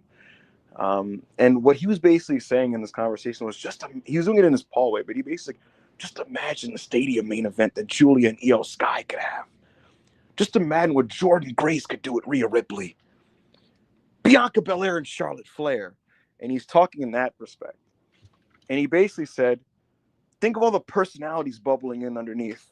He mentions Willow Nightingale in this conversation, but he basically just said, what's going to really drive the people and interest them? He says, you're looking at a group of people right now who are chomping at the bit to be more than they are now, but aren't given the opportunity to be more than they are now. And he's saying the same way that Eddie Guerrero and Chris Benoit and Rey Mysterio were. and people after that. And I think about that now because I said this as anecdotal, just conversational fodder 2 weeks ago. But I think about it now, Joe, because I thought this was a miserable week for North American Wrestling TV. I disliked to hated all but one show this week. The show that I didn't fucking hate was NXT. And I don't even think NXT normally is a good show, Joe. And when I talked my way through it with you on your show, I realized that the charm was just seeing all these ladies just kind of get after it. You know, between the trios match, which has a lot of wrestlers that I don't particularly rate, but I like the match. The fucking 4-way, and then obviously Julia and Roxanne. And I'm talking to Les, and he basically said that, like, say what you want about NXT, but like there was like a sign of like a heartbeat or a pulse there, you know? And then it just like clicked in my brain, like the Paul Heyman thing. And so this whole long-winded thing was just me basically saying, the fat man is right again. I think he's right. So he can be right without it going to the heights he imagines, you know? Yeah, absolutely. What do you mean, like stadium main events and things like that? I think, to be clear, that obviously the talent's capable of it. Mm-hmm. I think you have to be really optimistic to think the company gets behind that in a way where stadium main events are like a thing we can. Well, like, I mean, here's the thing. I know what you're saying, Joe, but I mean, they've already taken the measures by just they flipped every belt to open the ear, for example. You know what I mean? There's a long way to go, dude. Rhea was the Of champ course. before and was like hardly wrestling, you know? Right. Like, I don't know, man. I think everything he's saying makes sense. And I think it's a good like vision and thing to have in mind, and like a next wave thing to have in mind. There's a lot needs to be done creatively. A lot. And the belts need to be like taken a lot more seriously than they were at the end of last year. A lot more. I agree. The only reason why I'm not with you in the pessimism on this topic specifically, and I've been very pessimistic today about a lot of different things. But the reason why, if you check my time, I was very negative today. It felt good, I didn't see anything, but I just saw Ibu like I was being a real responding asshole, to people. I was being a real asshole, to be honest with you. I was being a total asshole to people, you know. People were like, I don't know, man. I think you should just did. I'm like, it fucking sucked, and just going like full Oracle, you know. But the reason why I don't share this in this specific part, Joe, is because I do think the major beneficiary to the extra television time that they're gaining now, these fucking 3-hour shows that they're running, will be the ladies. Between the extra TV time and the 2 mid-card belts, which I wasn't even a proponent of. I didn't believe in adding all these extra mid-card belts. But I'm starting to see how it's playing out in execution. And between that and the call-ups, I'm kind of seeing the vision now. Like I keep citing this fucking Zoe Stark TV match I watched a few weeks ago with Dakota that went like 9 minutes. That was like really good and had like heat. But between like that, I see the pathway. I'm probably not articulating this well, but it just feels like there's extra real estate to be able to then devote to these people. Yeah, I think he could definitely be. There. Yeah, the pathway is there. It's just I understand Joe's skepticism. Is where does WWE it's as a founded, company? It's founded skepticism. It's also there's like, dude, there is a lot of guys on the card that are pretty particular about where they're placed on those big shows. Like, oh, for sure. And Paul E should know that. If we're being the literal about like literally like card placement on major shows, then you're probably going to be right more often than not, in the sense that like, is EO going to win a battle with CM Punk or whoever the fuck, you know? It's unfair to even say Punk is, you know, like he's the type of dude like he like, for all the memes and shit, he actually does like take up for the ladies and stuff like that. But in general, like most main event male wrestlers are just going to, because of just where the situation we find, the reality where it is, they're going to find themselves in spots over these ladies typically. I think another thing that's happening though, Joe, is remember how part of why Becky Lynch really hit the way she did in 2018, 2019? I felt like it was slightly born out of the fact that like none of the dudes were over, you know? And like Becky main evented in 2019 because like there was no main event for the men that year. Like there was nothing that was even like challenging for He it. did get over huge too. You got to say. Of course. Yeah, And like, so, Becky was unquestionably like she's the only woman to ever become the hottest star in the business, you know. Right. So. And now I look here, and obviously WWE now has like 17,000 times more over male stars than they did in 2019. So I'm not denying that. But with Rock out of the picture, it feels like there aren't a bunch of like natural mania matchups in general. It feels like they're just gonna choose whatever they choose. And because there's so many over guys, like it'll probably work out. But like it just feels like they're gonna just choose whatever they fucking choose. And because they don't naturally slot the way, like, for example, like Rhea Ripley, Io slots naturally, Charlotte Tiffany slots naturally. Whatever Becky's going to do is probably going to make sense.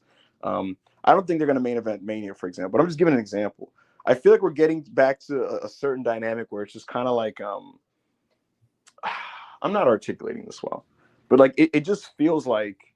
We're still with you. Yeah, we're still with you. It just feels like they're gonna find themselves like seeping through above some of these guys just for the virtue of like maybe nothing particularly catching fire.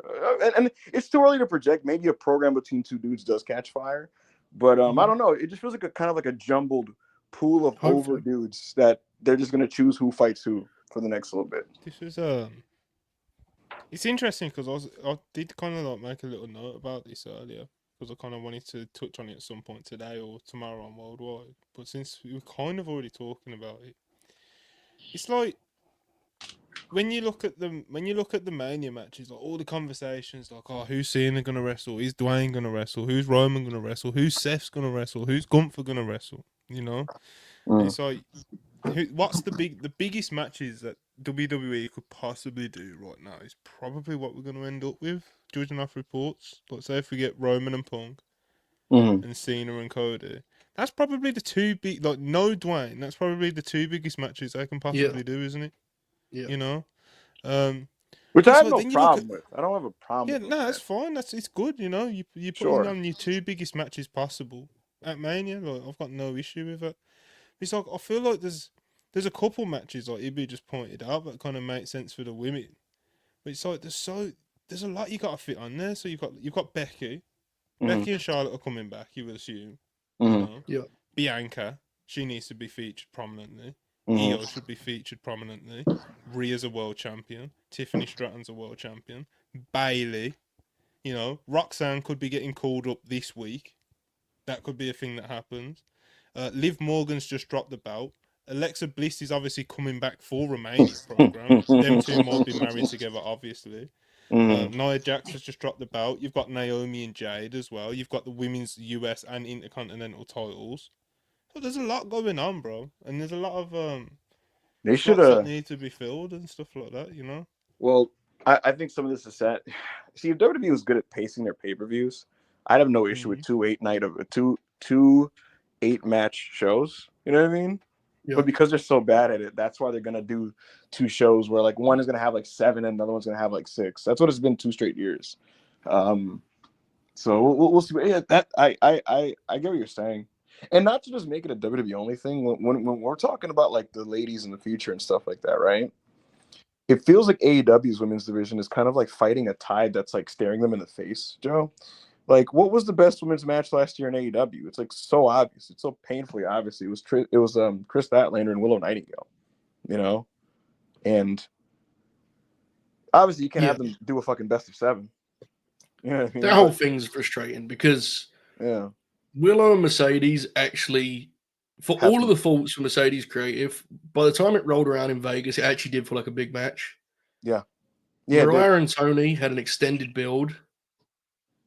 And like since the creative, again, as we discussed earlier, actively doesn't assist the talents. Like since then, Mariah's importance has been minimal to the actual show, if we're being real. And Mercedes creative has often made her matches harder.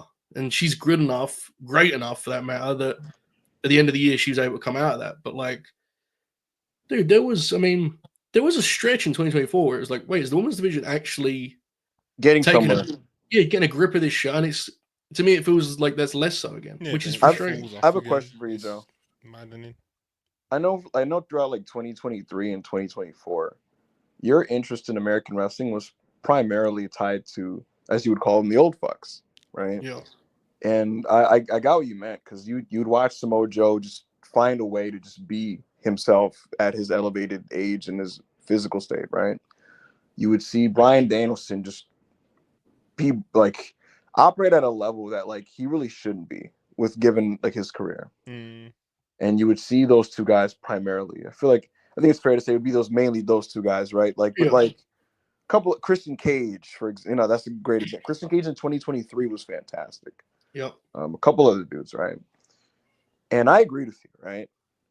And I was kind of complaining about like last week I did the whole AEW's an old folks home thing, and like people in the company were like yelling at me about it and stuff, and some people were coming in to do the whole thing of like, bro, but like they're just helping the guys. Like you got to put them on the main event to get the eyeballs on the young guys who are going to be in the undercard, and they're doing that whole argument, right? And I felt that in 2023, Joe, and at least through the first half of 2024, whether it's the right thing to do, and maybe you identify with this, the older dudes are providing the best content on these shows, and it didn't feel like anybody was suffering or like being overshadowed in a way where it's like, I could be doing this if it wasn't for Joe or Brian, for example, right? Yeah. Whereas now I feel like there's a deeper sense of vanity to their existence on these programs, in the sense where it's like it's servicing their personal career goals more than it is helping the shows that they're on. Does that make sense? It does. Yeah. I think it's overstated because I think it's results driven, and people look at some of the stuff VW and go, it ain't working, why? And then they look at what it could be, and they look at some of the old grapplers. I do think it's overstated. Do I think you really, in an ideal world, have Cope and Christian both in your world title situation? Probably not.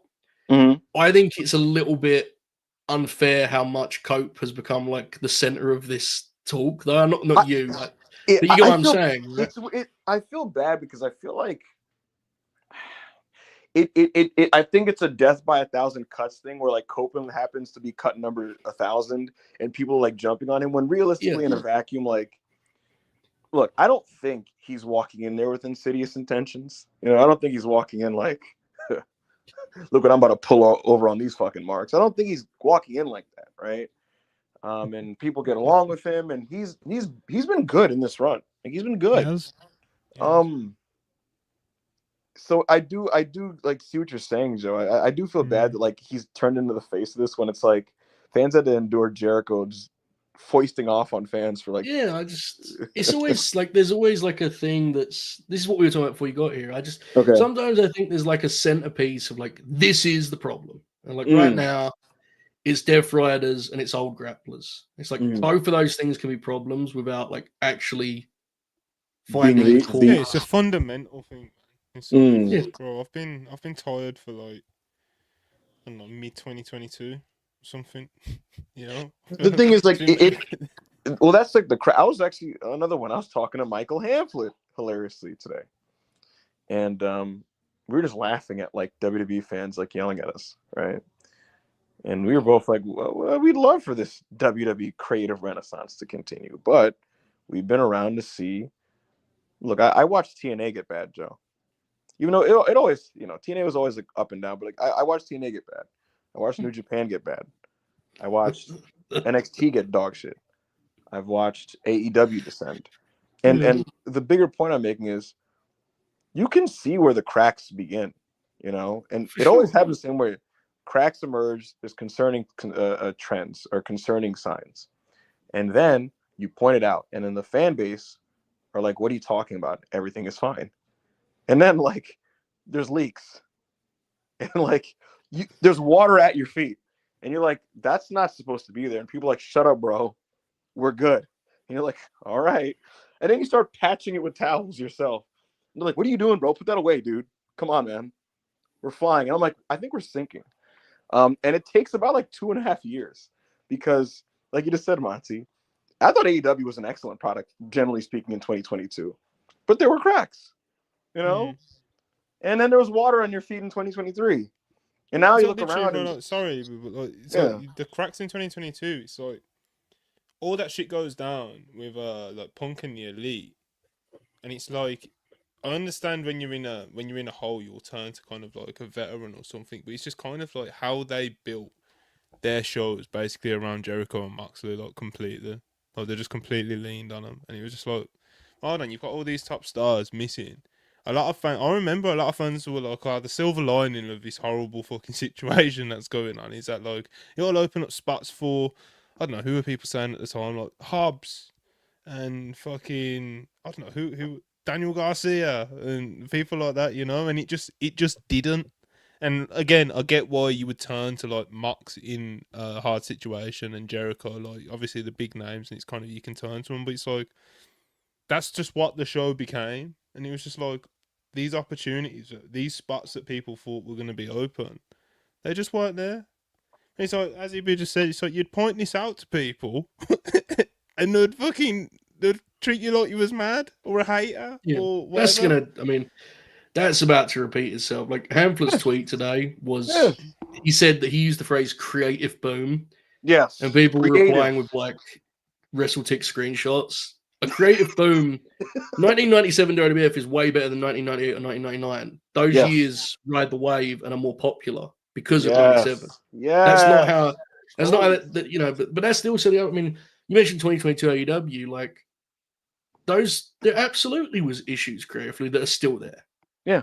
But for a lot of people, the results were still positive enough that it couldn't be diagnosed. And now that they don't like the results, now everything has to be like, that's the other thing is a winning team in wrestling is not a perfect team or like there are issues with every wrestling product ever.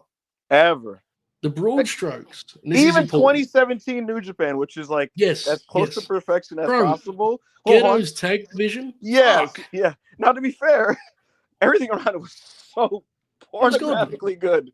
I just watched Wrestle Kingdom 11 last night, and it kind of fucked my brain up, to be honest with you. But this is important. Seriously, we talk about all this stuff, and the belts need this, and the vision, the presentation, the production. They need to try their best, and this is not an easy thing to do. So I'm not saying it in like a simple. The priority needs to be getting some baby faces over.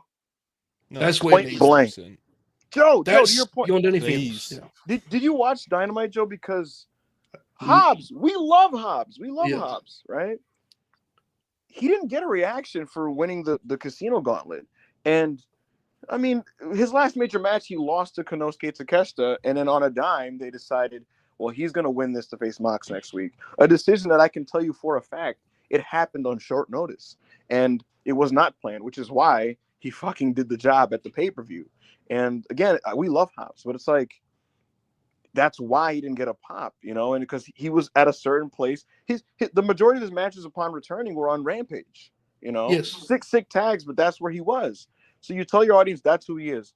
He's a cool big man who like will be on like the secondary television shows. And now they decided, no. Wake up. I want you to pretend, guys. Hey, AEW audience, pretend he's the main eventer for 2 weeks, guys.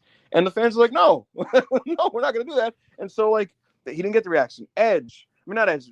Kenny Omega, one of the greatest wrestlers of all time. The crowd wasn't hot for his promo segment. Hangman Page cut the promo of the year so far on Collision in a pre-taped promo interview. Joe, he was getting what chance on Collision? So, where do you go when your best wrestlers aren't even over?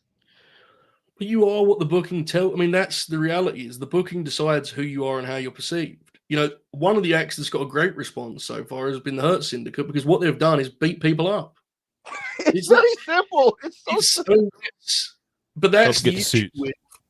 It's like, it's like when you lose your keys or something, you look around the whole house for 10 minutes, you go, so you see my keys? Go, yeah, they're right here. It's like sometimes you get so lost in the hunt for these things that you forget like the core principles of it. And I think, unfortunately, the problem is it's like they're trying to fill their TV and they're trying to do good stuff. You need some principles. Joe, I can list discipline and some principles, bro. Joe, I can list you 25 things that I dislike about WWF television.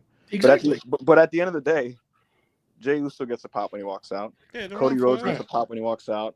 Sami Zayn, Roman Reigns, the list goes on and on and on and on. And there's a power to that. If people just like your wrestlers, you can get away with a lot of different things. And they're going to push that. And you can already tell they're going to. Like, there's going to be a creative complacency. I'm not saying because of the Netflix premiere, because Mhm. to me that's one show. I didn't like Yeah. the show; it's one show. I just think it's pretty obvious that like they're gonna, this thing will go on and people will still be over. But I think you do have to be careful. Yes. I look at Yes, you do. these sort of. This is going to go into a harder conversation, but sometimes, like to me, there's an attitude of sort of maximizing every single penny of the fan base, and like Yes, which is dangerous, which is very dangerous. Yeah, yeah, you don't want to excessive. bleed them, bro. It's excessive, and it's just, arrogant. It's arrogant, is what it is. It's very arrogant, and it's almost like, and that's why I cringe. Look, they're gonna look. WWE's peak capitalism. Of course, that's where they're gonna go with this, right? But why are the fans, when someone points out that's what they're doing, why do fans go, "Shut the fuck up, bro"? All right, let me pay my fucking $500, right? You asshole. That would open up. I mean, that would open up a whole conversation about society and culture that we probably should leave here. But I just, it's just so like, that's just it's a real thing, Joe. I'll be like, man, I'm like, man, think about the people, man. Give the fans some content to sing their team. They like your wrestlers. Show it to them. Give them a show with more stuff happening. And these people are like, shut the fuck up, Ibu. I like paying $600 to yeet and watch Gabriel Abessis. Fuck you, man. And I'm like, okay, all right, man, okay, sure. Yeah, I don't know. That's a trend across like all fandoms. It's a weird kind of. Yeah. The wokes have started to pile in the comments on your Hulk Hogan video. You know what's funny? Hilarious irony with the terminology, but I knew that if that blew up, that like it was gonna reach like the angry like MAGA part of Twitter, and they're just gonna get mad at me and shit. So what are you gonna do? I don't care, man. I'm hated by like every fan base on Twitter. So it's like, well, what's another? You know what I mean? But there was a really funny one. I'm trying to find. Here it is, bro. So you know what the funniest thing is? You see, like when it's a comment like this, bro. When it starts with "as a black man," you know where it's going, fam.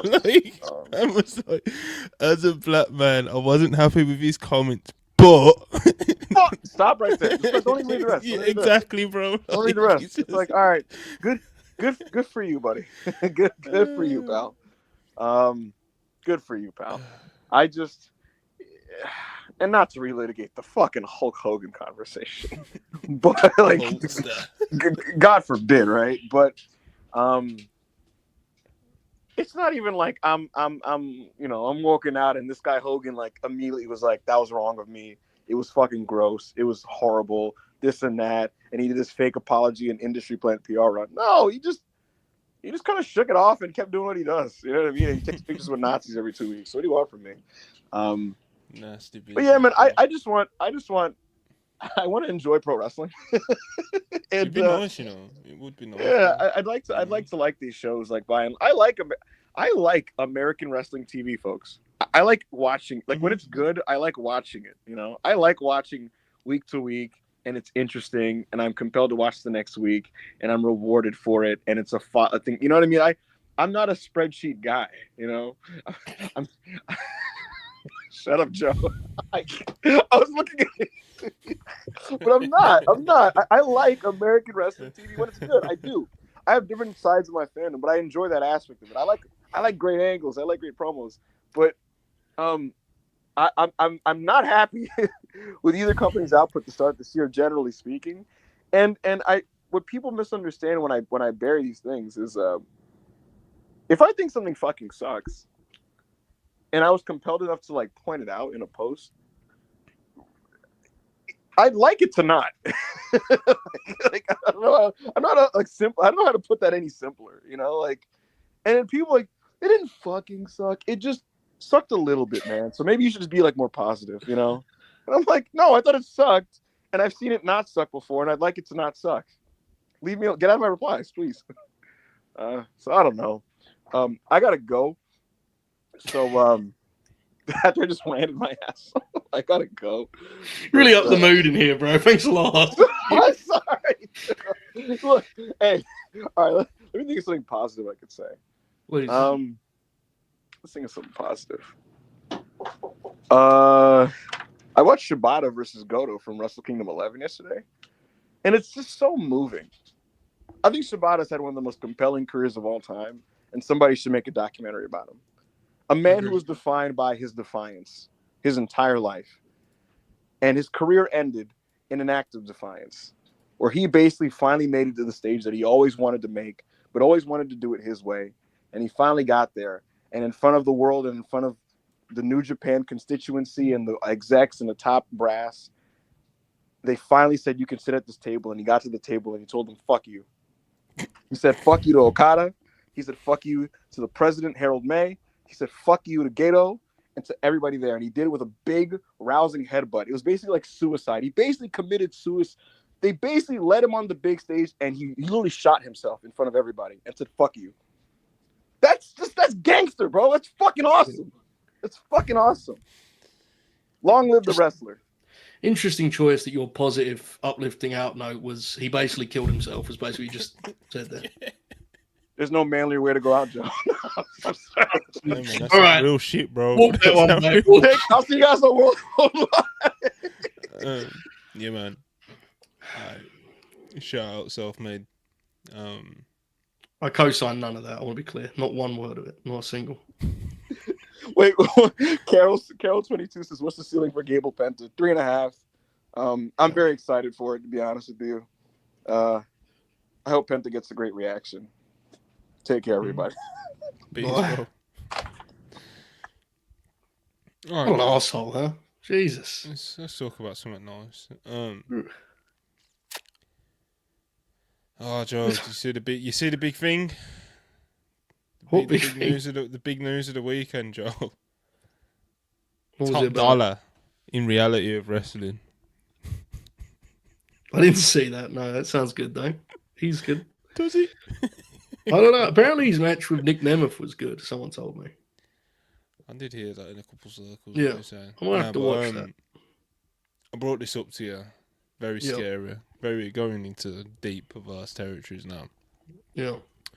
Greatest wrestler ever. Pro wrestling owner. Top 100 wrestlers ever list. Top dollar? 2020. No. So 2026, yeah. For those that don't know, Pro Wrestling Only is like a forum from more kind of like back in the day, wasn't it? You know, and they do this thing, and it's like the top 100 wrestlers ever. But this is like, this is for the fucking, this is for the lunatics, bro. You know, like it's a proper like in depth. You know, everything's accounted for, like all the territories back to like Fez. Then obviously from 70s Lucha to current Lucha, all the history of Japan, everything. The people who have contributed to this have watched more wrestling than. If you're gonna try and make this list, you have to like commit like a month of like full time. Do you know what I mean? Like, Bro, you have to do like, folks. They spend years on this because they do it once every 10 years. Yeah, this is quite the event. In 2022, I like penciled myself in to do this, and the Oracle of Wrestling told me like, you have to like track your show your workings. You know, you have to like keep updating people on what you've seen, so they take you seriously. And he told me I shouldn't do it, and I completely cowered out of it. I mean, it sounds horrifying. it's too much, bro. I couldn't It's do too it, much. But I do appreciate that it's a thing that exists, you know. And obviously 2026 next year will be the next one, and the last one was 2016. I saw a couple people talking about it, and it just made me have a look at the 2016 list again. And I think, Joe, Terry Funk's going to take the top spot this time. Terry's definitely going to win, but the 2016 one, someone posted it to like Squared Circle Reddit. I've got it here. I'm looking at it right now. People were like baffled by, because it's these are like it's a pervert list, right? Like Steve Regal is like above Shawn Michaels or whatever, which is cool. But people on Reddit were quite confused by this. So yeah, Regal's like a top 20 wrestler. Where is it? Yeah, Regal is. That crowd loves Regal. Regal is. I'm sure he's top 20, bro. He's very, very high. Fit Finlay is pretty revered. Yeah, it's an interesting thing. Terry Funk will win, I'm pretty sure. I think Flair will drop some for obvious reasons. Regal's 21. Yeah, like 21st greatest wrestler ever is 21, and Austin's 24. So I'm saying, like, yeah, like you post that on Reddit, but like, Huh? yeah, But it's an yeah, just interesting I thing. guess it's a lot of work for the people that actually try and pull this shit off, bro. Because like I said, you have to watch so much wrestling from so many different eras and actually kind of have a. It's funny because most wrestling fans will have kind of a feel of who they think the greatest wrestler of all time is, but the reality of it is that a majority of people have not seen anywhere near enough wrestling to be able to give like a real answer to that question, you know. Yeah, But perception-wise, when you think like this, Terry Funk was number 2 in 2016, and Flair was number 1. When you think about how perceptions have changed over the last 10 years, Funk's taking that number 1 spot, bro. He's taking it. certainly. I'm not sure Flair's going to 2 either. I think he's going to fall a little bit further than that, to be honest. He's still Flair though, isn't he? And I think that's kind He'll of. do well. I just think people have just. So very just fair to go reasons, through it, you know. right, Go on, the mate. 2016 greatest wrestlers ever, 100 greatest wrestlers ever. The top, well no, we'll go through like the top 10 or 20 until we get bored. So number 1's Flair, number 2's Funk, number 3 is Stan Hansen, Yeah, which I think which is is beast. fair. Stan's that good, bro. Yeah, Number 4 is Mizawa. Number 5 is Brian. I think he might move up a little bit. I See, think he might move up a little bit, you know. logic would tell you he's going to move up, but I think, this could be wrong on this. I think a lot of this crowd will he'll have overexposed himself and he'll go down No, but it's like who's. because he was retired in 2016. You remember? Yeah, very fair, very good point to be fair. Oracle would rate him lower this time, which is hilarious, but I'm almost certain he would. Because when you retire, people get a lot more generous. They're like, oh, Right, so Brian's number 5. Number 6 is Liger, pretty who's sick. just retired, really. You know. Who else we got? Rey Mysterio is at number 7. Still going, incredible. It's mad, ain't he? People had him as the top 10 of all time 10 years ago. Outrageous. But yeah, number 8, Kenta Kobashi. No surprise seeing him in the top 10. Number 9's Kawada. I'm surprised. I think the Pillars, that crowd and the Pillars, I think may have had a bit of a falling out in the last decade. I'm not sure they'll all rank as favorably. 3 of them in the top 10 was pretty incredible, really, in 2016. Like, this is how you know it's a pervert list. Yeah. This is how you know it's people that are watching like that fucking everything, you know. Number 10 is Jerry Lawler. Jerry Lawler's a very difficult. So the thing with Jerry Lawler is he's a pedophile. And for a lot of us, I think that would make him quite difficult to rank on a professional wrestler list. Not necessarily everyone. We have different. Everyone approaches this a different way, I guess. Very good professional wrestler. Not sure that I would have quite the guts to willingly rank him in my top 10. But That's the thing with these lists, though, bro. So these people don't give a fuck. Do you know? What I mean? Because I guess where do you. They literally are just like, yeah, fuck what he's done out the ring, even though he's, you know. Yeah, a pedophile. Yeah. He's yeah. Stuff. There's the Benoit candidacy is fascinating because some people just completely ignored the Benoit. They just third Chris Benoit. And other people left him off completely. I don't know why. My favorite. I'm sorry to do this. I'm sorry to do this, but this is too fun.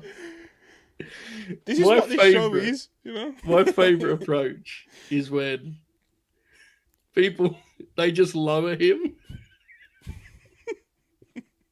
Hey, so if you're gonna include him, you gotta include him, bro. Because it's like Flair. Like everyone knows Flair's a fucking pervert or whatever now. You know what I mean? So a lot of people are still just gonna vote for him to be number 1. You don't just put him to number 15. You know, I would not put Benoit on my ballot, but the idea of putting him on, but I will subtract 10 out of respect. When you've wrote him down, I think at that point he's on. Dude. I don't know if you can. I don't know if that's like yeah, honorable, you can't really. do Yeah, I it. don't know if that. Yeah. All right, so that's the top 10. We'll keep going. Number 11 is Jumbo. Yeah. Unbelievable. So another name not too surprising to see towards the higher end of this list. Number 12 is Eddie Guerrero. One's really interesting because I've seen a lot of people push back on Eddie's, like, just for obvious reasons, his lack of longevity compared to like some of the other guys on this list. I think it speaks to Eddie has that double prime, which I think is like so unique. Eddie, 97, 98, like that version of Eddie Guerrero is one of the best wrestlers I've ever seen. But then 2004, 2005 Eddie Guerrero is an all-time great in a completely different way because physically he can't do all the stuff he used, but his personality and his timing and his psychology, Eddie legitimately has like a double all-time great form, which is very special. So yeah. The one thing I really love about Eddie's like memory perception or whatever you want to call it is he's a lot of these wrestlers, like the WWE legends and stuff, a lot of them will appear kind of like on the cliche list, you know. You know what I mean? Like with your Undertakers and Triple H. Yeah, Triple my H, top 10, yeah. you know what I mean? And Eddie will be on those lists as well, bro. But Yeah. similarly, he will also appear on these lists. Do you know what I'm saying? Of the people who are like, you know what I mean? Like, fuck Triple H. Do you know what I mean? The people who are like, they've seen everything. So it's like, it's easy, like, once as a wrestling fan, say if you are one of those people who, like, you grew up on WWE and you're trying to expand your horizons and you start to kind of get a bit jaded, like these heroes of mine in WWE aren't actually as good as some of the shit I was missing out on or people from yesteryear. Whereas like with Eddie Guerrero, he was actually that good, bro. Eddie was that fucking good. You know what I'm saying? So like that's what I love about his perception, where it's like he's adored by the casuals and like the, I guess, like WWE only fans or whatever you want to call it. But similarly, it's like, nah, he's not just on the cliche WWE list. He really is that good. You know, I think Eddie's special. In terms of just execution, and obviously he had a lot more to his game than this, but I just mean this specific part of it, like the way his work looked, I think he's like basically the one seed ever. I really believe that. Like the way he executed his stuff, it was textbook, but not in a way where he felt like a robot. It still had flair and color. God, I mean, him and Ray have matches on TV that are like basically their equivalent, like strolling through the park. Like it's the easiest thing for them. And it's where star ratings can get difficult because, like, if you were rating it, if we were doing the Wrestle Purist ratings, it's like it's 3.5. You know what I'm saying? Like it's just a TV match. But I could watch that shit over and over again because it's just the chemistry, the timing, how sharp everything is, that seesaw rhythm of like the way they run the ropes, and it is rhythm too. Yeah, those guys are pretty good. Yeah, Eddie's one of the most gifted, talented wrestlers there ever was that I've seen anyway. You know, like I was saying this before the start of this conversation, you know, like a majority of us have not seen anywhere near enough wrestling to be talking about, like, For sure. of all time and stuff, you know. But in terms of what I've seen quite a lot. Not enough to contribute to a list like this, but I've seen quite a lot. Eddie is genuine, like Joe just said, he's one of the most gifted wrestlers I've ever seen. It's like even outside the ring, like you're talking about, like his execution and how his stuff looked, you know. It's even just like a combination of someone who just put it all together, like in like 04, 05, that run of Eddie's, like he's just he could be like the perfect baby face fed up. Like, he could also genuinely be like a despicable human being as a heel. Like, and of course, in all the in-ring stuff, he could get you to buy into everything, and his execution was still phenomenal. It just wasn't what it was, you know. Just a phenomenal wrestler who, like I said, I love how, like, perception was like, yeah, he really is that good, because he is. Yeah, he's bulletproof. Yeah. Number 13 is Tenru. I haven't seen enough of Tenru, to be honest. Oh, dude, you need Tenru. I've seen enough of him to be like, he makes sense on this list, you know, but I've not. Yeah. You know, like, if I was to ask Ibu, he could probably send me like 50 matches, you know? Like, yeah, if I was to do a list, I think Temru may be my 1 seed in terms of the Japanese grapplers that I would have up higher. Temru, they're obviously the match recommendations, but Temru more, I think, is a like demeanor and tone that a lot of people fuck with, because if he's just like his temperament is very, very compelling. So much so that even if a match isn't this sort of maximum epic that we've become used to in pro in the last decade and plus, he's sort of like, especially when he got older and he was like kind of grumpy. It was, dude, you would love like the way he just carried himself in the ring. Temru is an all-timer for sure. And Oracle's favorite wrestler ever, by the way. So, oh shit, pretty sick. Yeah, it's not Regal. no. Number 14, a favorite of everybody's, I feel, Vader. Yeah, I read a stat. I don't know if you saw this. I think it was Elliot who tweeted it. Only 3 wrestlers made every ballot in the last greatest wrestler ever. It was Flair, Funk 1 and 2, and Vader. Vader got on every ballot, even though he was only 14, because Vader is someone. There will not be much pushback when it comes to Vader. You may not think he's the greatest wrestler ever, but if you ask 100 wrestling fans about Vader and they've seen him, they'll go, "Oh, Vader rules," because he's awesome, right? I mean, incredible, obviously revolutionary big man. But what was special about Vader was the moonsault and the athleticism didn't come at the expense of the menace. I mean, he was quite a terrifying force. I mean, the strikes, the punches in the corner, obviously you think of, and the way he would kill job guys. Vader was unbelievable, definitely. Yeah, the WWF run is such a shame, bro. Like, yeah. We don't bury it enough and it gets buried unanimously, but like, we don't bury the booking of that enough, man, because look, Joe, like we've just outlined, bro, like he's an all-timer, man. And it's proof, dude. Like Vince, there's a lot of people that think Vince was like infallible until like 2011. Vince always had weird creative takes. He wanted to rename Vader. 100%, bro.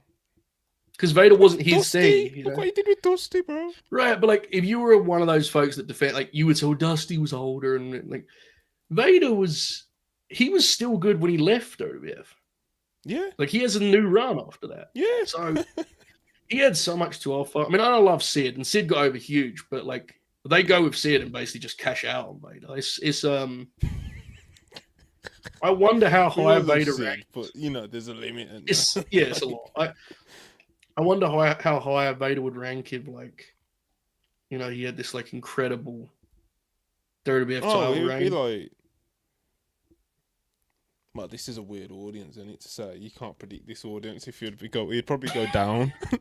You'd go from 14 to 26 or something if you had a good Fed run.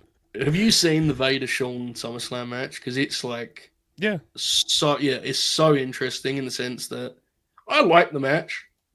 But you can tell, like... it's not terrible or anything. No, it's... Those guys can't help but have a good match, but you can tell it is not a Vader match at all. Like, it's Shawn's match. And Vader is just like... It could have been any big man plugged in, which is Shawn a complete waste of Vader. Was such a, like... Everyone had to have a Shawn match, bro. It's like... Yeah. Shawn was he was the diva, man. He sure was. I mean, he... look, here's what it is, wrestling politics is, but he... fucked Vader up, dude. Like, there's that story about like Vader was stiff. I think he hit him hard or something, and Shawn said, like, "If you ever do that to me again, I'm getting you fired." And Vader was like crying at ringside. Like he rocked that dude's confidence. It was we recently did a show. We did Oracle put together his 64 favorite wrestlers, and we went one by one and did like the bracket. Why 64? You just get bored. Because it was the full bracket. It might have been 32. I don't know. Caden did 64. I think he might have been 32. It was like a bracket. Oh, yeah, we worked through. I remember. Yeah. And one of the matchups was Vader and Joe. And it came down to us like deciding who had the sadder WWF run. Well, I personally think, and I mean, I'm biased, but even though Joe got fired twice, he never did a promo where he was like, "I'm just a fat piece of shit." That was kind of crazy. I don't know. Like, that was a wild thing. Joe's run was nowhere near as I think Joe's run was pretty good, yeah. Joe's run was nowhere near as sad as Vader's, bro. I agree, but there was disagreements on that. It was an interesting conversation. Nah. It was very fun. Because people, I know it sounds dumb, but like, say if Joe beat Lesnar at Great Balls of Fire, bro, nobody would even have that conversation about Joe's running WWE. I also just feel like Joe you know? was the other difference is like Vader was coming in with the expectation he was going to rule the world, and Joe wasn't at all, because the end of Joe's TNA run is like that's the actual sad part of his career. That's terrible. For real, bro. He has a match, Monty, with Kurt Angle in fucking it's in New York, I think, or maybe it's, I don't know, 2015 Destination America TNA.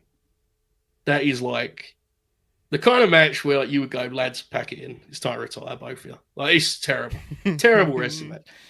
You know, and it's in front of like 400 people on Destination America. That's the sad part of Joe's career. In WWE, he does pretty good. Like, considering how washed Vince it becomes was, a commodity again as well. Yeah, like and Vince did obviously feature through him. NXT. Yeah, then like you said, Vince did feature him. You know, Yeah, he had enough time to talk on the mic and build his feuds and stuff like that. Yeah. It's just that like there was instances where, you know, like you said, he got fired twice.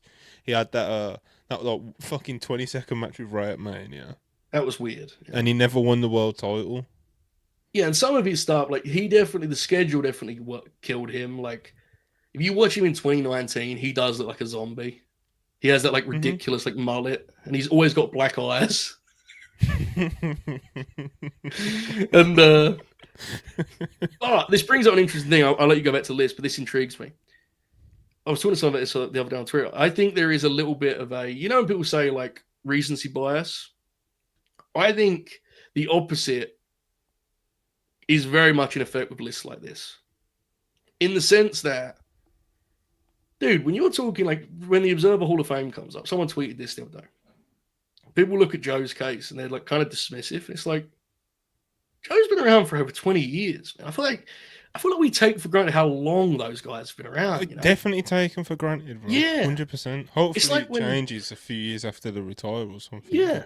It's like when that piece of shit Ibu would be like, he would go, he'd go, AJ Styles is washed. And it's like, he's 46 years old, bro. What do you want from him, you know? He's an old man. We're very harsh wrestling fans these days. We're very, Right, yes, Libby's we got a are. little question for you. And since I'm Yeah. skipping ahead, we're going to have to go to Super Chats after this. Holbert, tell me if you agree my enjoyment of Samoa Joe is tied to how short his hair is. It's tough. I thought he went too far last year. The full buzz cut I thought was a little crazy. But I do concede that like the shape of his skull kind of means he kind of has to embrace he can't really do anything anymore, can he? Like his head started to sort of take unique directions. So I'd say I'm like halfway there. Like I definitely think long hair Joe is dangerous and scary. Mohawk Joe was frightening. That was a strange era. I like somewhere in the middle, to be honest with you, you know? Like the one he had when he was working Punk at Wembley, where he just has like the big gaping hole in the back of his skull. That's honest. I appreciate that, you know? I love it. But what was the rest of the top 20? And then we'll do the super chats, because I did cut you off. Yeah, I was gonna say, Nat, you know what it is. I was gonna cut it at 15, but there's too many people between 15 and 20 that I like. Alright, so number 15 is Ricky the Dragon Steamboat, which is he's one of the greatest baby faces I've ever seen. So you know, worldwide legend. There was multiple episodes of Worldwide that were just dedicated to just Ricky Steamboat celebration. Yeah. Yeah, man. Ricky Steamboat. Obviously, the Flair matches are kind of what's most famous, you would say. But it's like, just like I said, just if you just watch his work, bro, he genuinely in ring, and even just generally how he carried himself for the era at the time. He's just one of the best baby faces you'll see. You know. He's, classic. Definitely. He's had like a certain fire to him. You know. Yeah, special wrestler. Number 16, Joe, someone that I've always had an appreciation for, but over the month of December when I was doing a deep AWA dive, I grew a very, very big appreciation for him. Nick Bockwinkel. Oh my God, Bock, yeah. He's a lot of people feel that if there was more footage, he would be a top 5 candidate. I have not seen enough to speak on that. I have seen a lot of elder statesman Bockwinkel. who's one of the greatest older wrestlers ever. I mean, Yeah. You text me about it, right? And when you were doing those The watches, Hennig matches. the Hennig matches, and especially the Broadway. The folklore behind that is that like the boys warned Kurt, like you need to really pace yourself because he will blow you up. And Kurt Hennig was a real athlete, dude. And he was in his prime. He wasn't beat up at that point.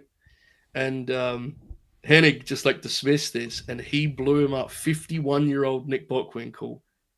Kurt was exhausted by that match, and Bock was like, chill, because he just how smooth he was and the way he could pace himself. All-time great promo too, which is, this list is in ring.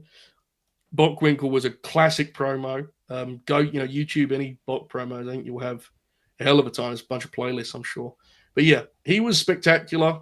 I just wish I could see more of his prime because a lot of that stuff is lost, unfortunately. Yeah, he's quite early, isn't he? As well, it's like 70s.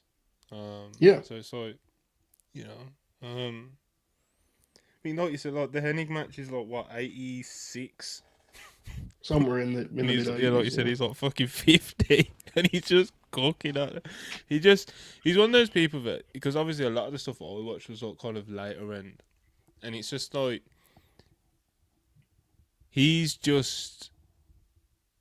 How do you explain it, right? It's like when you're watching like Brian or Funk or somebody, and it's just they just get wrestling on a completely different level. Yeah, there's a poise that way comes the with experience. Pacing, structuring, how to get a feel of a match and stuff like that. A wizard. Definitely.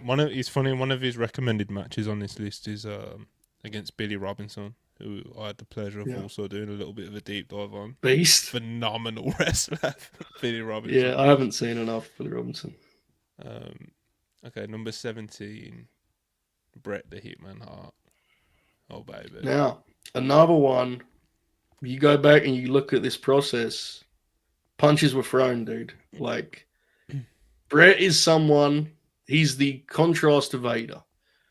I said like Vader, everyone agrees, Vader rules and just moves on.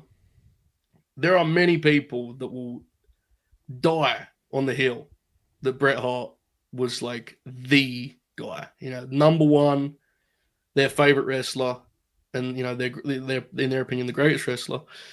He is someone that I find myself in the middle of this debate. A lot of people are very dismissive of Bret because he's a unique case, and here's why. Bret Hart was a very WWF ace, which gives his matches a very strange context in the sense that he is working a style that is entirely at odds with what the WWF was.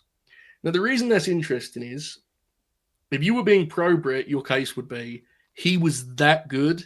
He convinced those people they wanted to see that kind of match, If you were being anti-Bret, your argument would be his matches stood out far more because he was going on after Papa Shango or the Repo Man.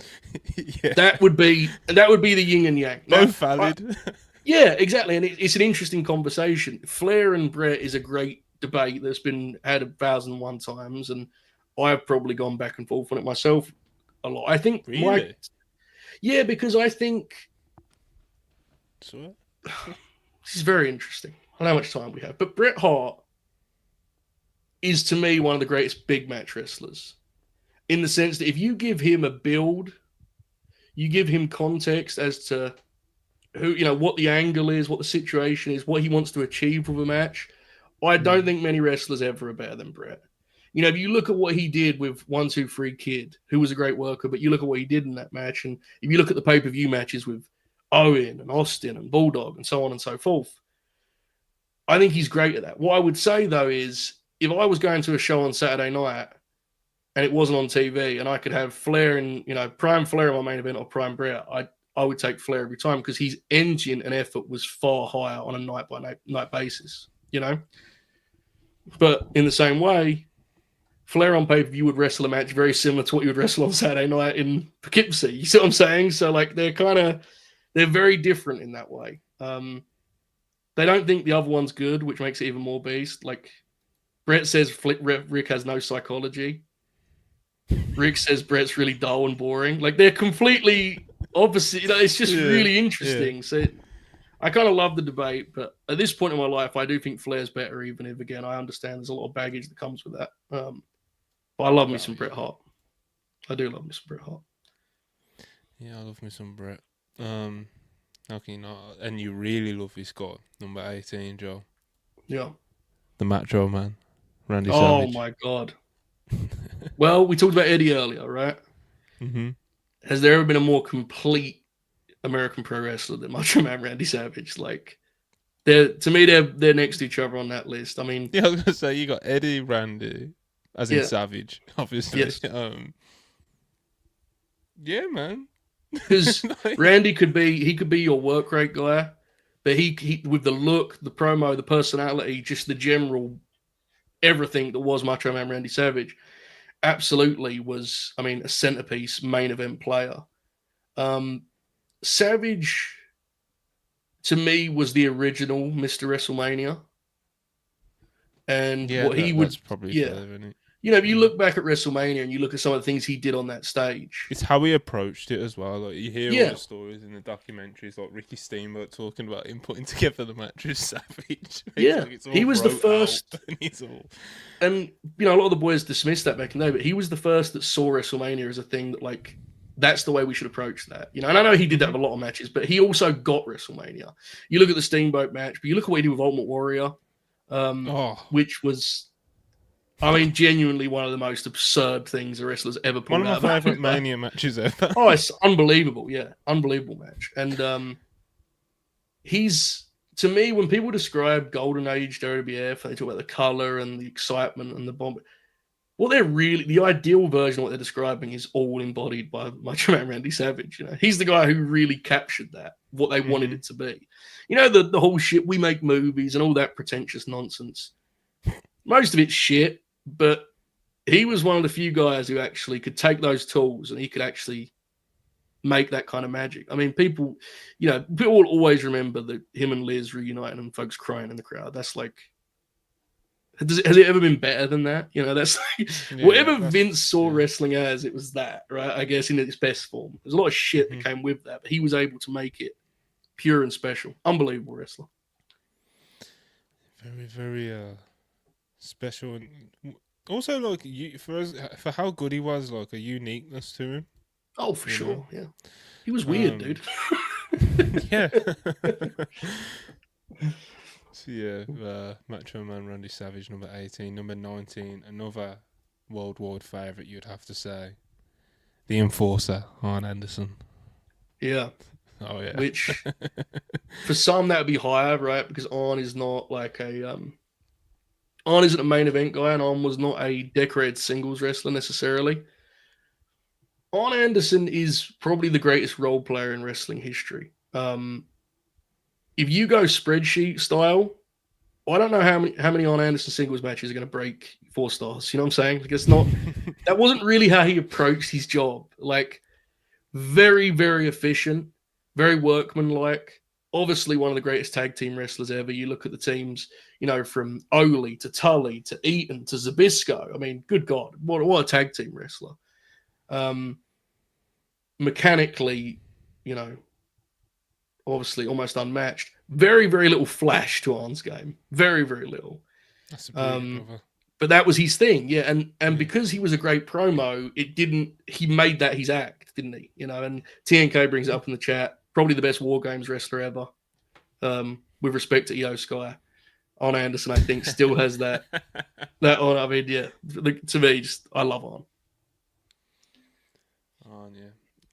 He's just very likable as well. It's like, yes, he is. If you're the sort of wrestling fan that will go back and watch, like, you know, 80s wrestling and stuff, it's like, you're probably prone to loving a bit of Arne Anderson, you know? I think so. There was Bruce Pritchard was asked once why he didn't catch on in the WWF and said that his personality didn't come across on screen.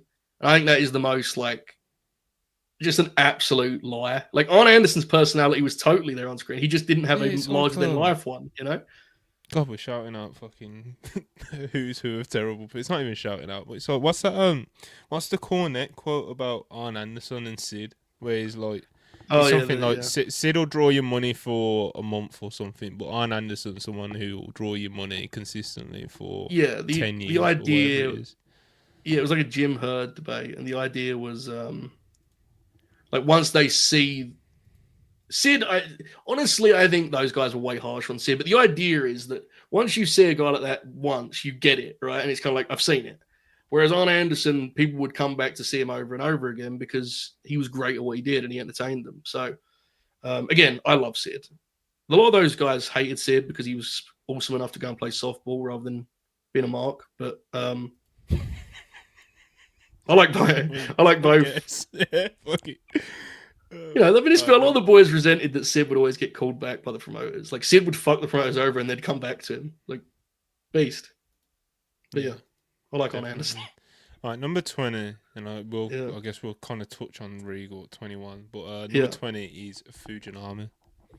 Now, if Ibu was here, he would be very excited. He'd be cooking. I think, I don't want to speak for him. I think Fujinami's his favorite, right? I think. Or he definitely, I know He's this. still in the chat, I think. Ibu, is Fujinami your favorite, or is it like Tenru or someone? I know for a fact that he was asked once if he could start a roster of anyone all time. I know he picked Fujinami. Unfortunately, much of my Fujinami exposure is to the older version, sadly. He does like Hashimoto too, to Riley's point. So I wouldn't be as well versed. He is someone I would like to watch a lot more of. A lot more. I've seen a lot of him when he was older, and I've actually seen both ends. I've seen when he was a young gun and when he was older. I haven't really seen that. Go for it, bro. Hello. Hello.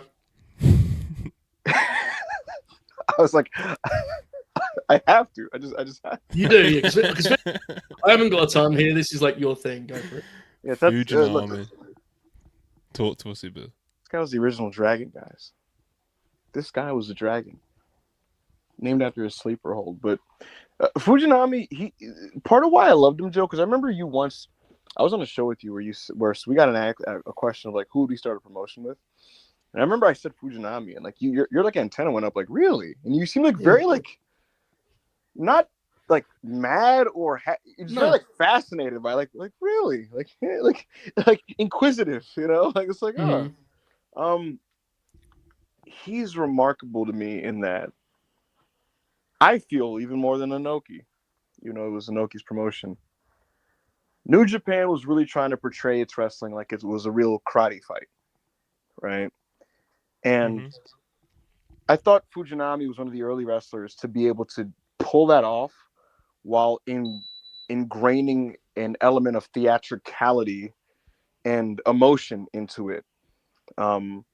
More so than an Inoki who sometimes would be happy in 1975 to just trade holds with a guy and then get him with a leg kick and then like get him with a submission and the guy's like, all right, it's over. And then or just come off the top rope or some shit. Well, Inoki wasn't going off the top rope in 75, brother. But 75. Well, I watched that when I was doing my deep dive of just old shit. I watched him in Stampede. Yeah, and I think it was around that time, and he came off the top rope for his finish. Well, here's the deal: they work hard in Stampede, brother. You know what I mean? So you got AEW Collision. Yeah, you got to play along with. I think he wrestled Stan. You know, Stampede was like PWG. You know, back then you gotta come with in Stampede. Carry on, more about it. Sorry, but Fujinami, like I said, it's like it's the way he was able to introduce that kind of like hard-nosed, gritty, snug style, but like also interject that humanity and emotion to it. I also think, Joe, we define this guy as like the SmackDown 6 wrestler, the guy who just like his work is so nice to look at, and he has like 3 3/4. You know, this guy Fujinami is a junior, bro. Like his shit was just so tight. It was so sharp. His superplex, his dragon sleeper, his fucking dragon screw leg whips, which are fucking gorgeous and look like they're killing you. His work was just beautiful. And when he became a heavyweight, he didn't lose any of that like athleticism. All he did was just become better at like I said, like the big stage, big match theatricality. He has a match in 1986 against Akira Maeda that I think everybody should watch. Basically, he faces this fucking jackass punk who's on the outs of the promotion, who's about to go start his new Fed.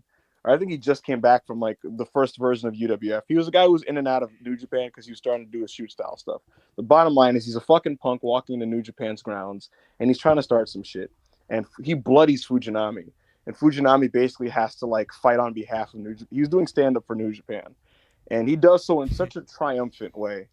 That's like really, really just emotional and moving. And he beats this kid, and he has like a full crimson mask after hard way bleeding. And like he's like grabbing the mic and he's crying after the match and shit and like pumping his fists. And I just think he's like one of the most underrated Japanese baby faces in the history of the media. I would say this is important. I think not that match, because that match I think would work just on the context you gave it. I think it would work. Mm-hmm. If someone wanted to do a deep dive, Mm-hmm. I would say they would be well advised to like watch the program. Get like an idea of what the style was, because if you just like cherry pick matches and throw them on and you haven't seen a lot of like 80s pro at all, I think the magic of it may be slightly lost on you. There is what they're trying to achieve, I think you may have to adjust to if you've only seen like, for example, if your frame of reference for New Japan is like 2015, you may want to like get an idea of the undercard and the way matches are wrestled. It is very different. That's what I would say. A good example of that, Joe, is one of my favorite matches ever is Shinya Hashimoto versus Genichiro Tenryu from 1998 in the G1. Oh, baby. And yeah, it's awesome. And like, it was kind of like a game changer, because if you watch it now, like if someone even says this in like one of the cage match reviews, if your exposure to New Japan is just like the Bushi Road boom period from like, 2010s on, it fits perfectly as like a never open weight title match, third from the top, right? But people need to understand that kind of explosive, bombastic bomb fest between two nut jobs that's 13 minutes. Like you get that very sparingly from specific people. That wasn't like a normal thing. It was Hagler Hearns, dude. It was, it was throwing the form out. It was throwing the jab out. It was brawling. It was different. Yeah, it's right. Like it's like what Ibu was saying earlier about like what makes him special is like the transition. Like if you just drop Fujinami in 2020, like I'm sure he'd still be great. But context. He wouldn't be the same, would he? He wouldn't be the same. His greatness and his legacy just obviously wouldn't be the same. It's like him transitioning and being the guy to transition into this new era of in-ring style and stuff, and just kind of as Ibu said, inject more emotion and feeling into his work and stuff. It's like that contrast to what was coming before it is part of his greatness, Yes. Bro, Fujinami still wrestles.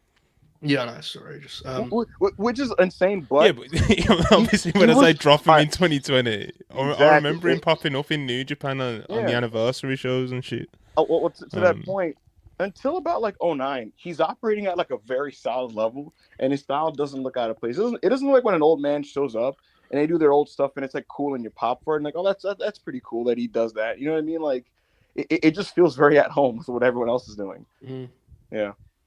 Yeah. So Fujinami, he was number 20, and since we mentioned him already, we'll talk about Regal a little bit. William Regal, which is hilarious in many ways to see him ranked to be on the list of some of these names, because he is full on just like, I guess except for the exception of Arne Anderson as well.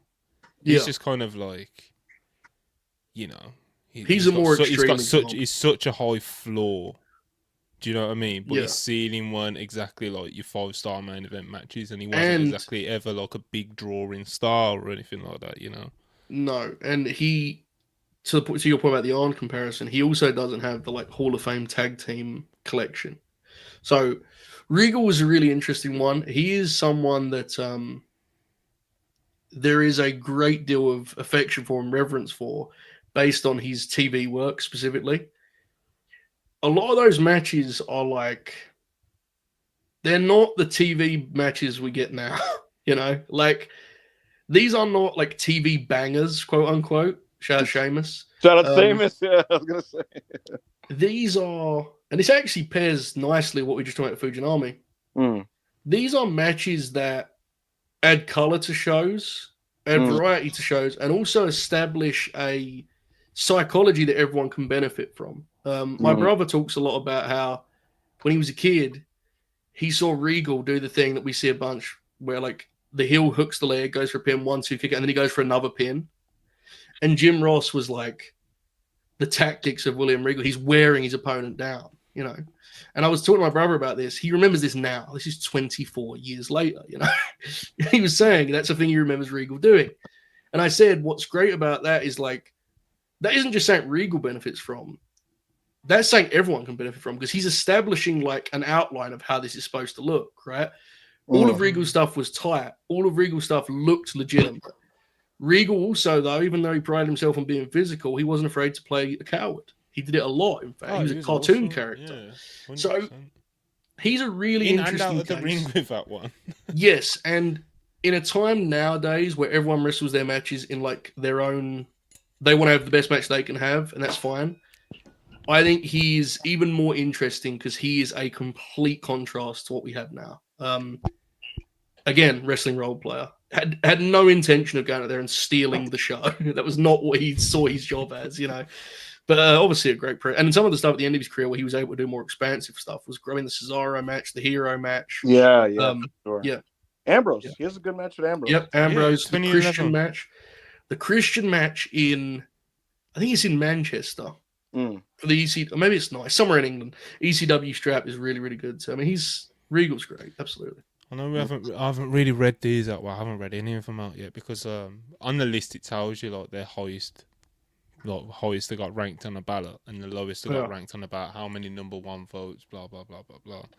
Yeah. Regal does have a number 2 vote and the number 3 vote. Fascinating. So there's people out there who have watched a unfathomable amount of wrestling throughout their life, but think Regal. He's a top 3 wrestler ever. So it's interesting. It really does interest me. It's fascinating. Joe, do you also find yourself like just intrigued? Like, I feel like now, like on wrestling Twitter, it's so cut and dry. Like the WWE fans have a set of opinions, and the AEW fans have their set of opinions. Do you ever find yourself intrigued by these guys who just have really weird takes? Like just really weird, like a guy who just will be like, "Nah, bro, I just happen to think that I don't know, like." Wheeler Yuta is the 7th best wrestler in the world, and it's like, yes, really. there is one of these ballots. There's a gentleman who put like Mercedes Martinez in like the top 50, and I think Mercedes Martinez is dope. Like She's you good. know, but it interests me because my approach to that stuff is like I'm gonna try and watch that and see what I think. You know, I don't like clown that.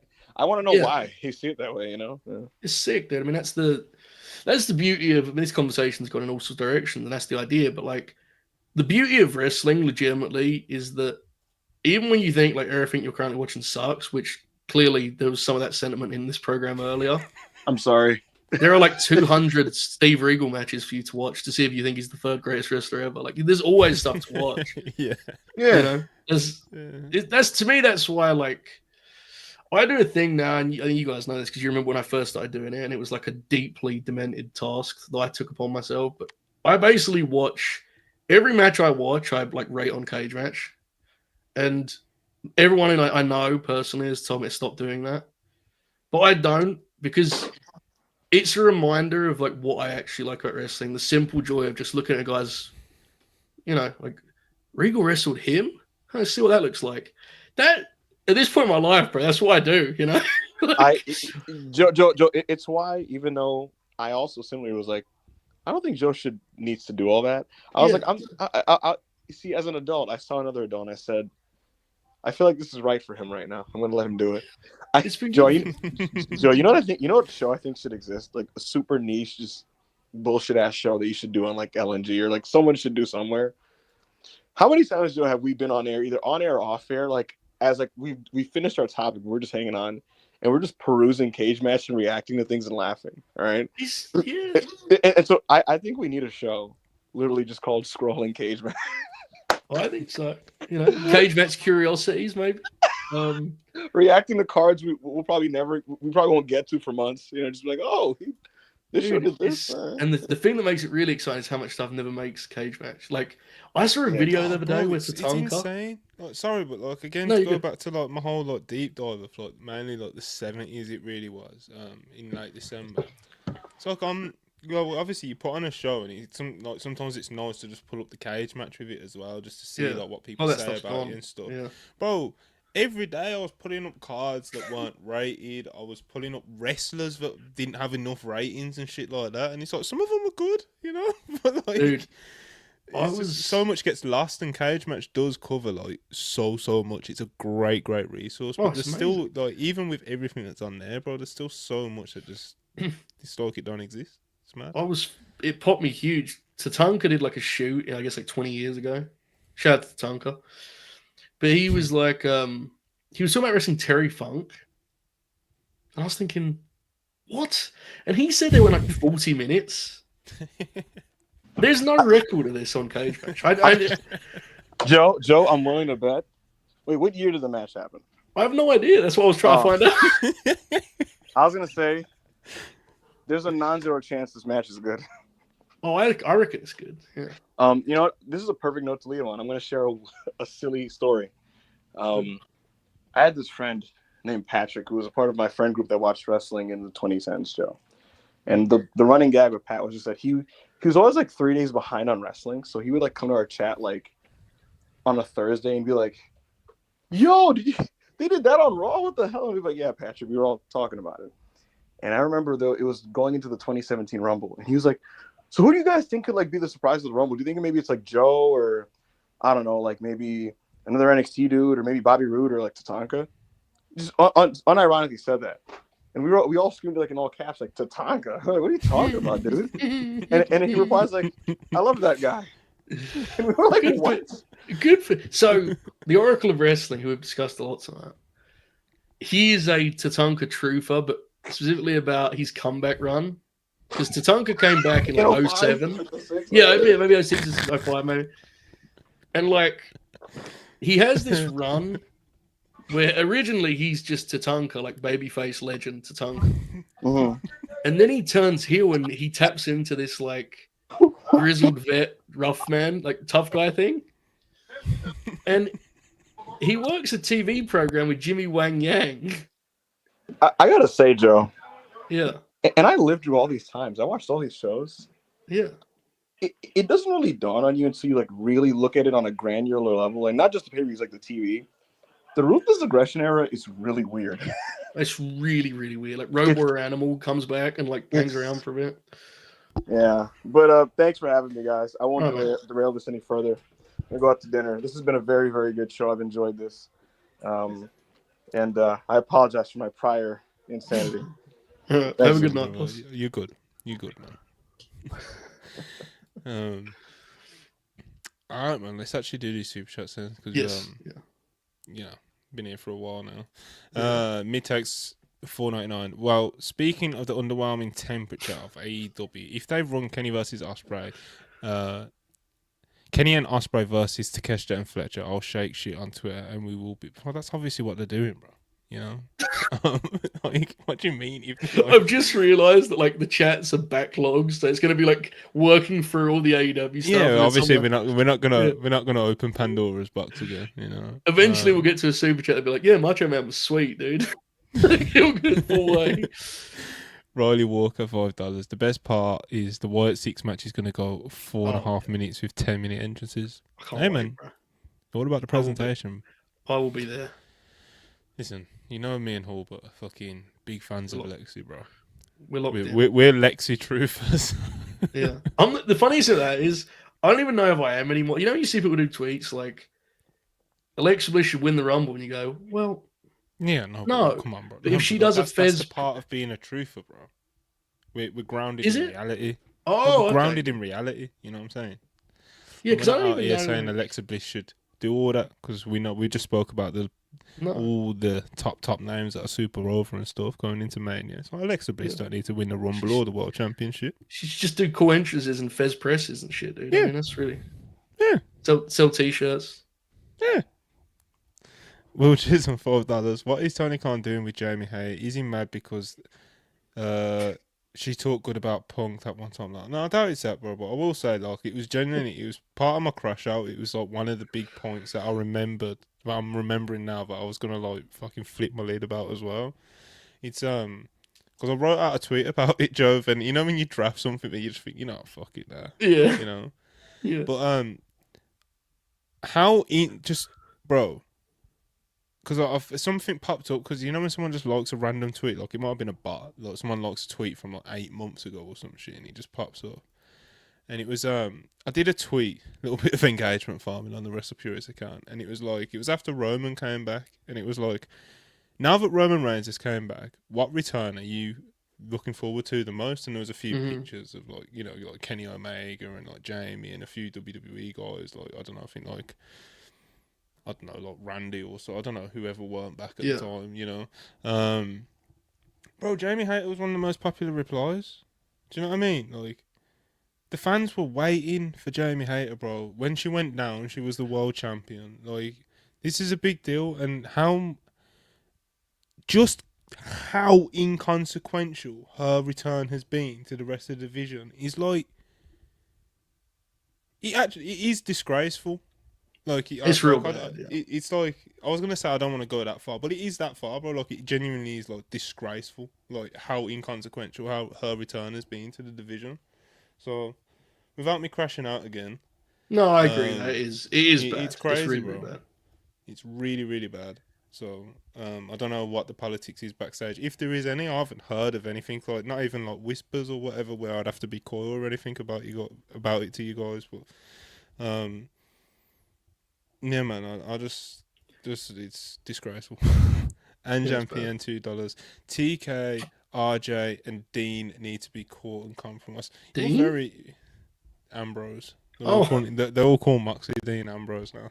I thought Sean Dean. What the fuck did he do? I was like confused. Okay, go yeah.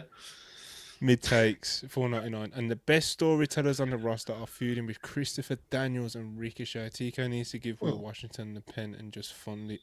This Ricochet thing's been pretty good. Let's be fair. Yeah, as he really needed that angle. Because I thought the angle that they did at pay-per-view was like shocking. But yeah, it was real bad. For, I guess, kind of to lead it into him using it as kind of like his villain origin story. Do you know what I mean? I guess you can kind of make some out of it. And my big worry out of it for Ricochet was kind of like, how would he be presented and what wins would he be picking up, like coming out of that embarrassment by Swerve? Do you know what I mean? He should probably beat Swerve, but it's like, do you want to beat Swerve in the state of the company right now? Probably not. So it's like, it's a bit of a weird one there, to be honest. Yeah, you probably should give him an out of some kind. I don't know what, but because like Ricochet shouldn't just like lose. Do you know? No, what I you mean? should like, give him something to be like pissed about, you know. Kale, 20 pesos, appreciate it. We're leaving men in 2024. 2025 is by and for the women. Amen. It's funny how we was talking about like how AEW doesn't like have a vision and like fundamentally and principles, blah blah blah. And like EB comes in and he's like, "Oh, WWE we're talking about all like their vision for the year." Do you know what I mean? Like, it's just one of those differences in the company. It's like, obviously EB comes in, he talks about the WWE creative, and it's like, oh, he's saying names like Heyman, Regal, Hunter. Do you know what I mean? It's like, these are the people crafting the vision for 2024. Whereas in AEW, it's very scatterbrained. Then Tony just ticking everything to say, okay, that's good enough, you know. So yeah, it was funny how that kind of slotted into the conversation. D-Dubs 199. Will Mercedes be in the gauntlet? No idea, brother. No idea. I wouldn't assume she is, to be honest. But we'll see. It'd be cool if she was like her music hitting. You know what I mean? Like, that'd be awesome. Yeah. I don't think she will though. No. Anjan PN $2. Thank God Nuge became good again. Hashtag the Lions roar again. Well, I mean, I'm not quite there with New Japan, but I'm definitely more open to New Japan than I was at the start of last year, because yeah, I just you know, the main event of Wrestle Kingdom is not. I've not forgotten that. That was a thing I experienced. You know? Yeah, that definitely happened. You know? Yeah. Anjan PN $2. American Dragon, when I catch your rubber neck. Oh, come on, bro. You always the extremes with Anjan, you know. Bob the Builder $2. What do you expect Penta to do in WWE? Taunt Canadian Destroyers. Get over very quickly. He'll get over. He'll do good. Have some all right matches and kind of slot into the upper mid He'll- card probably. Yeah, he'll win one of the mid card belts, and then eventually, I assume they'll just do Lucha Bros, right? I think he'll do good. Yeah. You gotta do it. Look, as much as like in AEW, it's like they need a singles run, blah blah blah. It's like if they're coming to WWE, like the WWE universe needs to experience like the Lucha Bros, you know. Yeah. Even if it's not straight away. It's also part of why they needed the singles run in AEW is because they'd done the tag run, right? Like exactly. It's just it's a layup, yeah. But the builder, I blame RJ City Low. He will pay for his crimes. Listen, I'm sure he's at fault for one or two of the storylines like not being great, you know. But that's the thing with AEW, and it's very easy to kind of single out the creative guy to scapegoat this week, you know. Whereas I think to more kind of like the grander point, myself and especially Joe was making earlier, it's more kind of it's the fundamentals, you know, and like the principles rather than like this one thing like Kenny needs the belt or you know RJ City needs to get sacked or you know a few months ago like Jimmy Jacobs, do you know what I mean? It's not right. Nothing's going to change until like the whole structure, fundamental principles, and overall vision of the company is figured out properly, you know. Mm-hmm. So you know, RJC, I'm sure he's not innocent of crimes creatively, but I'm sure he's done some okay stuff as well. But I don't know. I'm not educated enough on exactly everything he's been involved in. I know obviously he got a lot of praise for the Mariah and Tony stuff, and then he got a lot of criticism for the Mariah and Tony stuff, and then I think I seen a tweet the other day where he kind of got out of it. He's been involved in like the Death Rider stuff as well, so people have been on his ass about that. Do you know what I mean? So it's like who knows what he is and isn't doing and how much influence he actually has on these stories. But you know, like I was just waffling on about, it's not just RJ's. Like I said, bro, earlier, there's criminals that hardly ever get named, bro. RJ's City's name comes up quite a lot, so you know. It certainly does, yeah. Will Chisholm, $2. We need the Rock on AEW's writing team. Rock don't need to be on a writing team for anything, bro. Film, movies, you know, wrestling. Yeah, fuck all that, mate. Music. Music. Amari316, $10. I feel both WWE and AEW are coasting at this point for different reasons. WWE is coasting because of the money that they're making and how hot their product is right now. AEW is coasting because of the TV deal last year and infinite money that the Khan family has. Also, hiring shitty ex-WWE writers for some reason. Yeah, that's basically where I'm at as a fan, pretty much, yeah. Yeah, I think he's right. Both very much just kind of riding their current waves. Obviously, as you pointed out as well earlier, Joe, it's like with WWE, it's a lot less dangerous than what AEW is doing. Yeah, they got a lot because of grace they've got there. you know what I mean. They've got a lot of grace, and they've got so many overstars.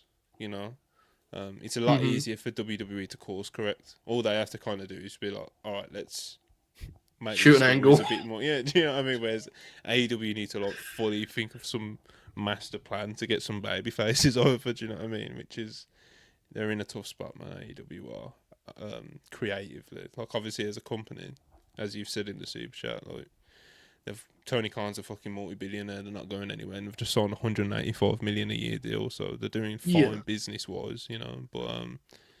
But business in terms of TV overall profit. But if you talk business as in ticket sales, we're not exactly doing great. But creatively, it's just, you know, they're in a little bit of a hole, well, quite a hole at the moment. Mid takes $4.99. The Nigel video on AEW's YouTube channel was incredible, and they need to do more videos like that. Yeah, I need to get around to watching that, and even without seeing this, I agree. AEW definitely needs to get better with like extra content and stuff. Yes, yeah. I haven't seen it yet. I saw a clip. It looked very good. I have to watch it. Chill Guy, Meatwad, Gonzalez, $1.99. Not much to say, but this trio cast just feels right with the wine glass. Yeah, man. The -1. It's the worldwide original, isn't it? Yeah. We still need R.I.P. Mooney.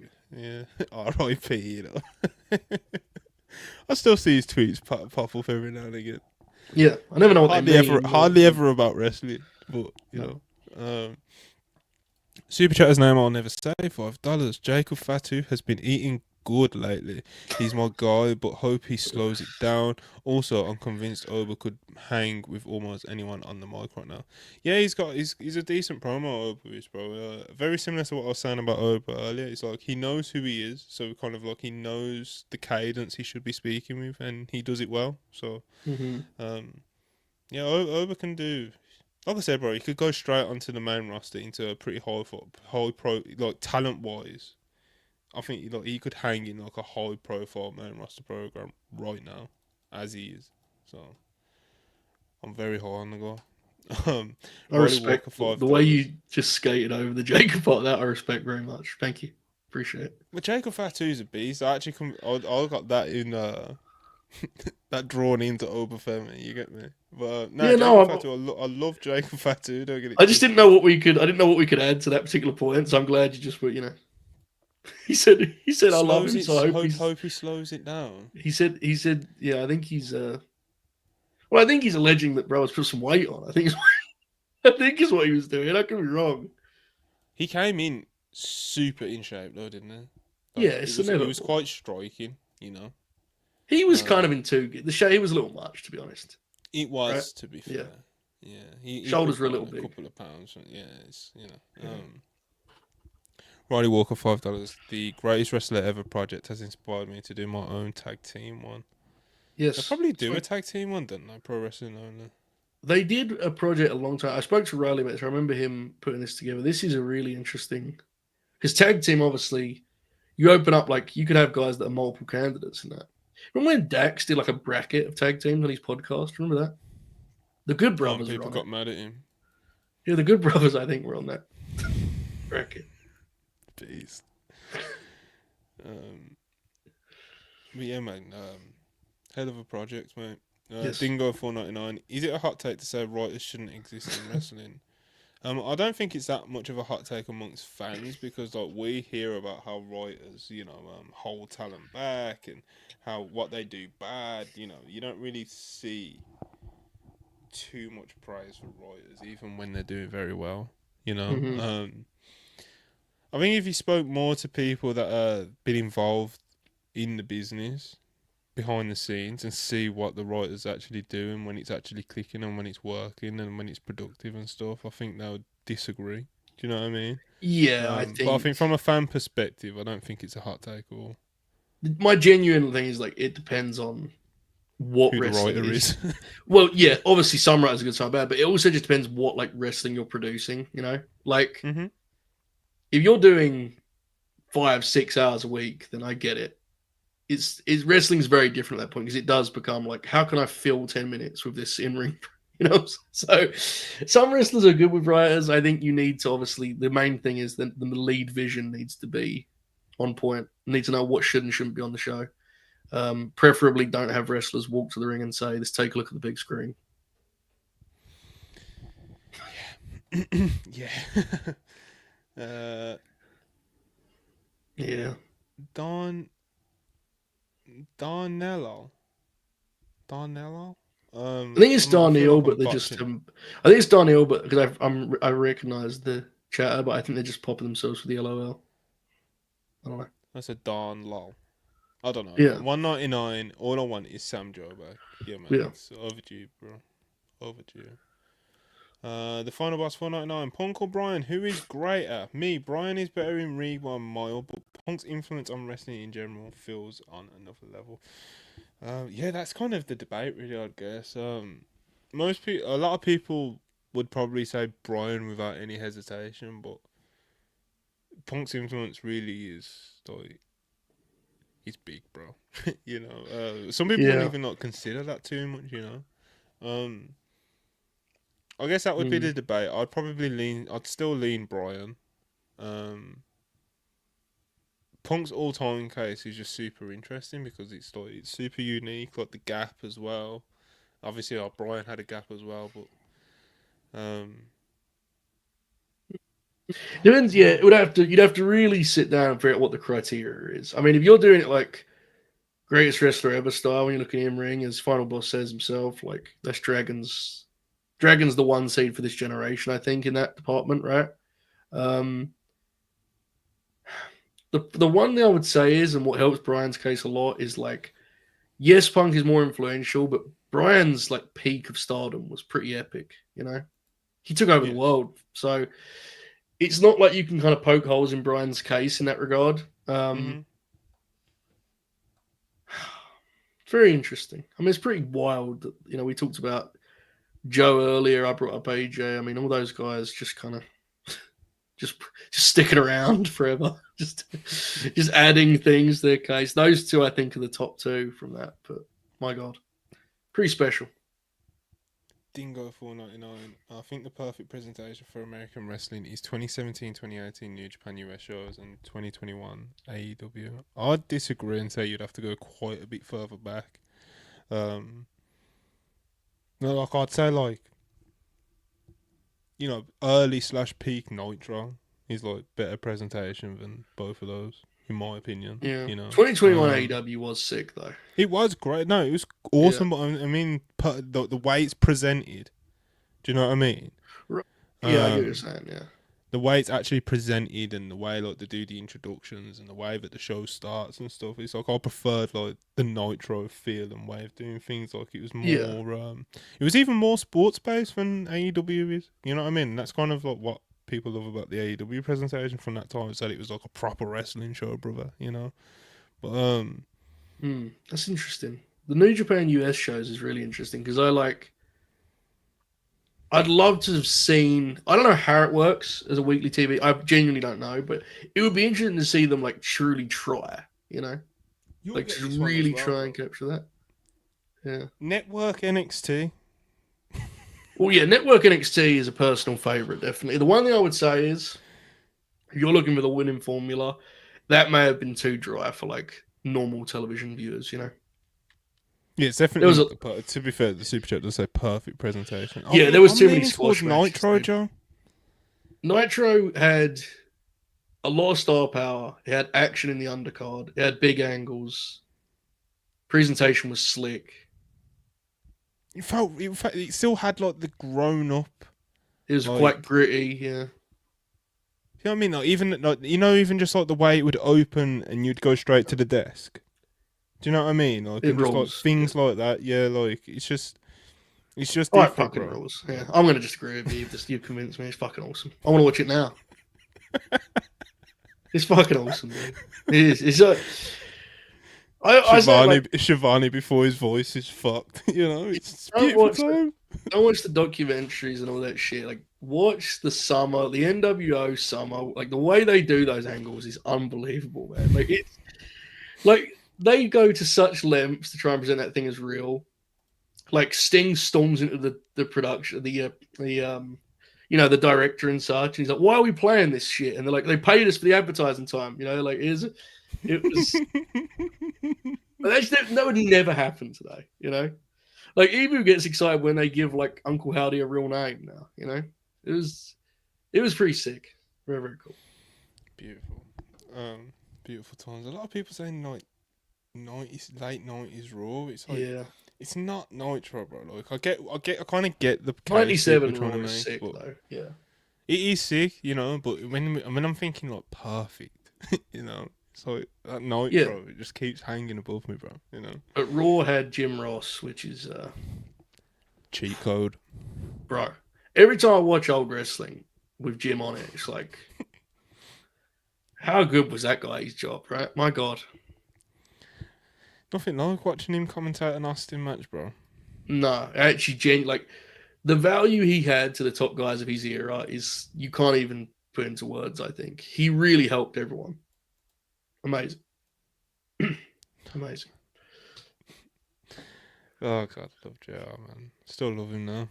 Bro, did you see that fucking bro, did you see that clip of him talking about Sonny offering to like live with him and sleep with him? And I saw the headline and opted against clicking on that one.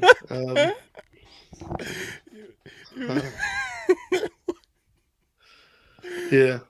Oh, what? There's a lot of JR he was like simpy.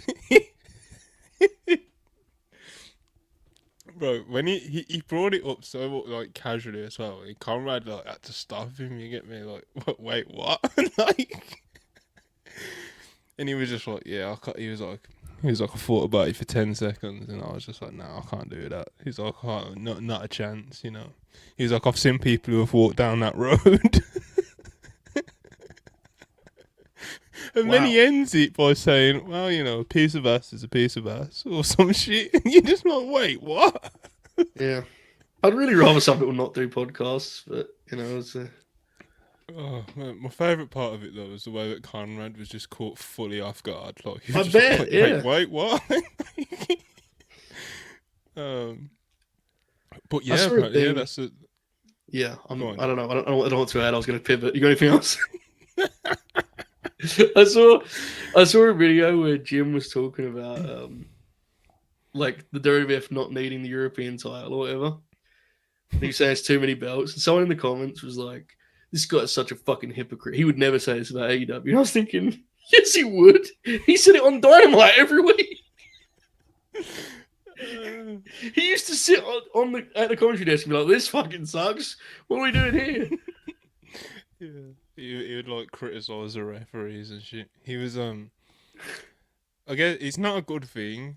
No. It's not something where I'm like, oh, I want that back on AEW, but like it definitely was like one of my guilty pleasures. Was like It was fun. JR, like JR's little grumpy lash outs he would have At Wembley when he started yelling about why is everything what did he say? He was like, why is everything golden? Is that what he said?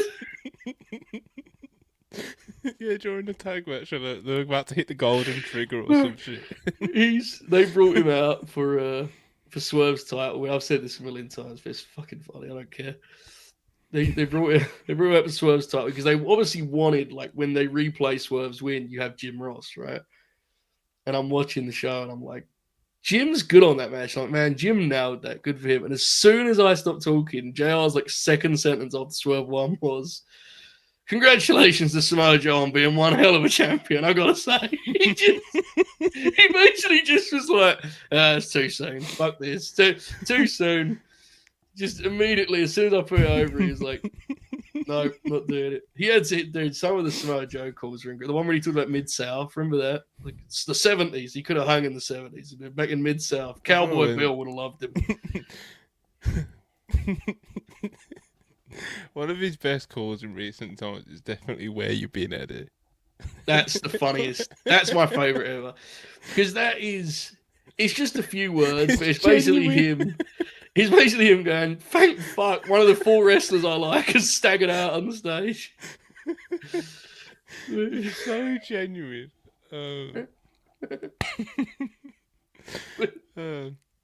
But yeah, I like the same wrestlers as JR though, bro. Exactly. That's why it's awesome for us. We're the only 2 people that agree with him, and we just love it. He's got good taste, man. Alright. The house is spoken for night 9. What's the end game for this Tony Storm story? Her getting the belt back or costing Mariah May? I'd rather have the latter to get stat the belt. She's getting the belt. Yeah, I think that's kind of like to the super chat's point. I kind of agree, to be honest, because it's like, again, it's like what we've said a million times during this fucking 3-hour podcast about AEW. It's like, okay, Tony can win the belt back in Australia. Boom, that'll get a pop, whatever, cool. Then what? Yeah, then what? You know what I mean? We've already had Tony Storm holding the belt for like fucking however long it was. It's like, then what are you building to? For Mariah May to win it back again? Like, what are we doing? You know? Yeah, I agree. I think it's a lock, sadly. You'd be better off just doing like splitting it off, go a new direction with the belt, and take that feud away. Just have Mariah beat Tony again for heat. Fuck it, and just do something where Mercedes can win the belt. Let's just belt Mercedes, bro. Let's cut the bullshit. Nah, Chris, I agree with Hasper. Let's get Chris the world title. Let's do it. Chris has been so good for so long, man. I agree with it at some point in 2024, but I just think Mercedes should just be the champ. Like, she should have been the champ from fucking the jump, bro. Right, but at least Mercedes is like, let's do Willow or Chris. Well, yeah, TBS title run starting to like pick up, and she's doing the international dates and stuff like that. And he's calling, like we said earlier, it's like a 2024 in the end. Ended up kind of coming together because at the start it was spooky. But you know, you sign someone like Mercedes Moné as AEW. It's like she's meant to be a game changer for your women's division. Do you know what I mean? It's like, and you need to position her as such. You can't just position her as just like she's a star, and whoever will put her with, it'll work because she's just so good in the ring or whatever the fuck you're thinking. You need to really. I think it's now time for them to just start positioning her to really be able to drive the division forward as the world champion. So obviously, logistically, I don't know how that works out because she's the current TBS champion. You've got the Tony Mariah thing going on, but it's similar to like the Kenny situation, bro. Obviously, Mariah's been around. No, Mercedes has been around, so it's different in that sense. But obviously, like I said, logistically, there's issues and there's awkwardness that would come with it. But I just think when you're talking big picture vision and stuff like that for 2025, I just think like Kenny should hold the main title for the men. And Mercedes should hold the main title for the women. And now, again, logistically, how you get there, I don't know. I still think Tony and Triple H do not pay me to think of that. Not yet. So, no, but you know, I still think Ospreay's the way with the fellas, I have to say. And I'm not like, Ospreay would be my second choice. I'll give you that one. I just think Kenny's like physically, would I want to put the pressure physically of that? I think would be a bold move. That's the only thing I would say about the Kenny thing. Looks good to me, mate. He looks, dude. He looked like he'd not missed a day. He actually looks sharper than he has in years in the Gabe Kidd match. Looks good to me, man. I think my naivety is gonna potentially come true about like how I felt about him physically. Because the diverticulitis thing is like. He's had the surgery, got it cut out of him, bro. You know, I'm not a diverticulitis expert or anything, but like my mum does have it, and she has been struggling with it for ages. You know, like really bad. Not to the point where she nearly died, like Kenny. She's been hospitalised a few times and that with it, but like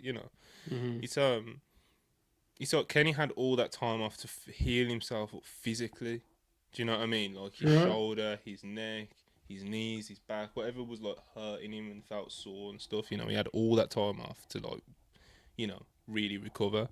He didn't really go through the fucking meat grinder when he first came back. Do you know what I mean? So he kind of like, you know, getting the rust off and stuff like that kind of run.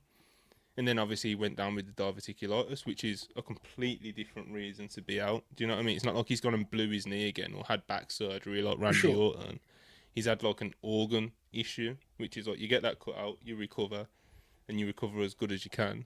And then, like I said, physically now he's looking good, bro, and I think he will continue to look good for the foreseeable future. I think he's in really good shape at the moment. Yeah. So hopefully he does actually feel as good as he looks. You know, I'm a bigger Omega fan than an Ospreay fan. I just. There is, and this isn't even a reflection of Kenny, but there was like a trend there. And those pay-per-views last year, it did feel like Ospreay was kind of wrestling his own.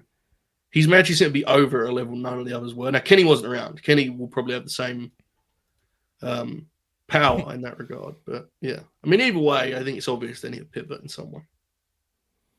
Yeah. And well, with Ospreay, I think it's not even really his fault. It's just more like with Kenny, even though everything I just said about his physicality, it's like he's not going to be around for the next 10 years at this level. You know, Ospreay could be with the style he wrestles. There's a chance that he's not, but with how much he goes all out, and it's why we all love him. You know, but you know, there's more chance that you're going to get more time to do like your top guy run with Will Ospreay, and I don't think that's a window that's going to close anytime soon. You know. Whereas with Kenny, it's more like, you know, we've wasted enough time. They've wasted. I think they've wasted so much time with him, bro. He's never had chance to be like the ace of the company. Don't you think that's mad? Like when you think about like what 2019, like the landscape of the industry in 2019, what Kenny Omega meant to the industry and what he meant to AEW at the start, coming into it. How big of a deal it was when he did sign on. Because remember, he was the last EVP to sign on. For him to then... He's never been the babyface ace of the company. His only top run was as a heel. It's so weird, isn't it? Yeah. I mean, I think we often, all of us think back on like what he was doing before he went down with diverticulitis. I mean, the Jericho stuff is like hard to look... You kind of look back on that with like, Jesus, you know, the Golden Jets. I don't know. Hopefully he's central as a babyface this go around. We'll see. Yeah, I think this just came in just before I made the differential. Like, yeah, of course he held the world title for a long time as a heel, though. Do you know what I'm saying? It's like he's never had the chance to be like their ace, their main guy. Do you know what I mean? It's like I said, when in 2019, 2018, looking at the landscape of the business and what Kenny Omega meant and how much of a big name he was for AEW to get, he's like, you would have thought, if you would have said to me in 2018, 2019, Kenny Omega's never going to have a babyface top guy running AEW after 5-6 years, I'd be like, what the fuck are you talking about? Do you know what I mean? Like, what do you mean, bro? Oh yeah, there we go. Save. Final boss 199. Punk walkout weirdly helped his star power. You could argue that 100%. Like, definitely when you think it's kind of like, what if he stuck around? I don't know. When you're around, it preserves you when you go away because you can't slide and become just one of the guys.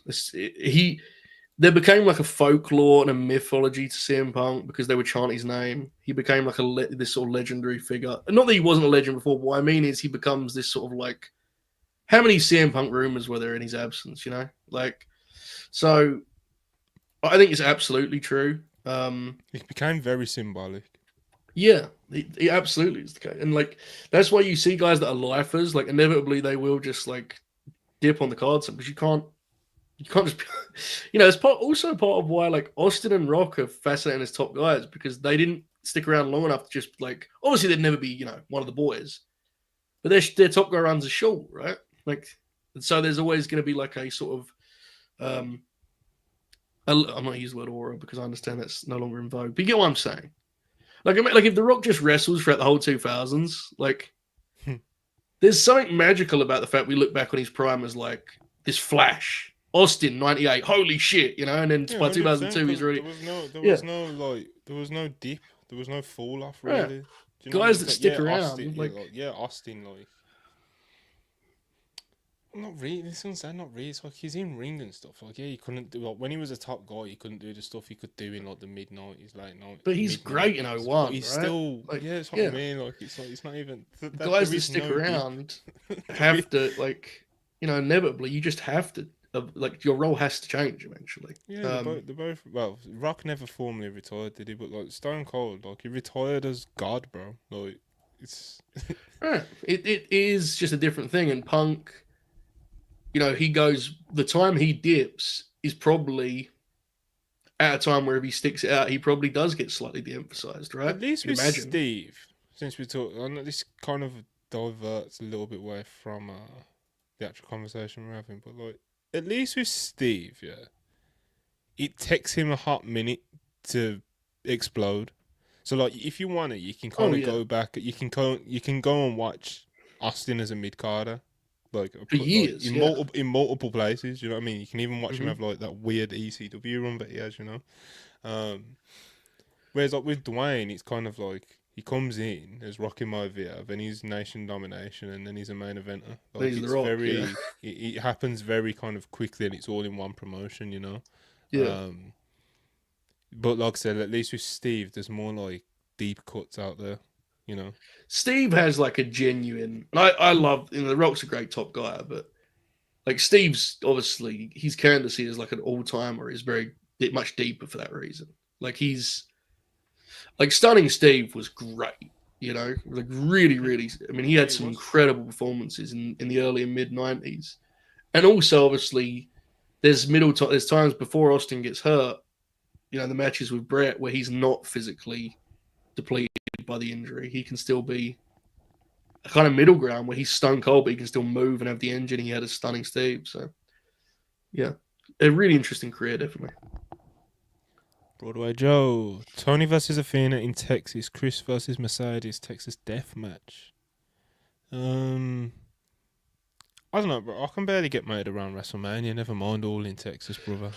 Is Mercedes anti-death match, or does she mean like GCW death match? Because I know she did like an article about this, didn't she? She probably means like, light tubes and shit, right? I don't know, brother. I feel like she'd do like a table bumps and stuff. Either way, I'd like to see, because Athena definitely needs to be up and around the main roster at that point. But at this point, you know, At that this feels point, bro, yeah. I remember like bursting a vein about it like fucking a year and a half, 2 Yeah, years it's ago. like So like, I don't know anymore, dude. Adam Legend $5. What do you think is the rationale?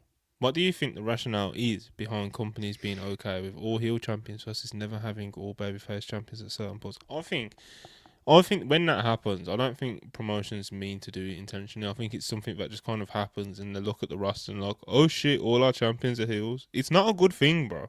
Like, Yeah, it's it's because not like good. heel characters can chew up a lot of TV time, and so bookers like use it as a crutch. I think like the Mhm. chase gets for another week. It's not. Yeah, I It's not think, really a yeah. winning formula in any way, shape. It's not historically. It's not really where you want to go. The heels are mountains for your baby faces to climb. You know, they're not. I sometimes like the babyface chase being longer, but historically, the business history will tell you that's not really the way to go. So Yeah, you can't be like, especially with the amount of bouts there is now, you can't have like all heels, bro. Like no, that's crazy. Do you know what I mean? It's crazy. And I just think that, like I said, it kind of happens almost unintentionally when you have like a very high percentage of heels holding all the belts. And there is something to heels eating up TV time, and all the things that Joe just said is correct, you know. But it's just like, it almost feels like lazy booking at times, you know, it because you definitely should be is. able to you should be able to build mountains for your baby faces to climb that aren't just, oh, I'm going to beat this heel for the title, you know. So it's like, I'd even use AEW for an example of a good one. It's like Daniel Garcia getting a win in the Continental Classic last year. You know, like that's a story that people can buy into Yeah, and really get behind and really want to see him win and want to see him win more and more with every match. And when he does eventually get that win, I think it was against Brody King, it's a legitimate moment. And I'm talking about it now, over a year later. You know what I'm saying? So it's I remember. like, Yeah, it was awesome. so it's like, yeah, like I just said, bro. Think of more creative ways to, you know, create mountains for your baby faces to climb that aren't just simply, oh, we're gonna put the international title on him or the US title or whatever the fuck it may be. Yeah, You know? I actually think we're at a point now where like we've overcorrected on the belts flipping around too much. I actually think sometimes like I thought this on Late Night Green, how Chris said this, like Liv and Rhea, if they were intended to go that long as a story, that angle honestly would have benefited from them flip flopping that thing. You know, like so, dude, the heel doesn't have to build for 5 months. You can switch it if you really want. Like if it has to go that long, you can go back and forth. It doesn't have to be like, you know, it's a case by case basis. Some angles you're better off flipping the belt back and forth.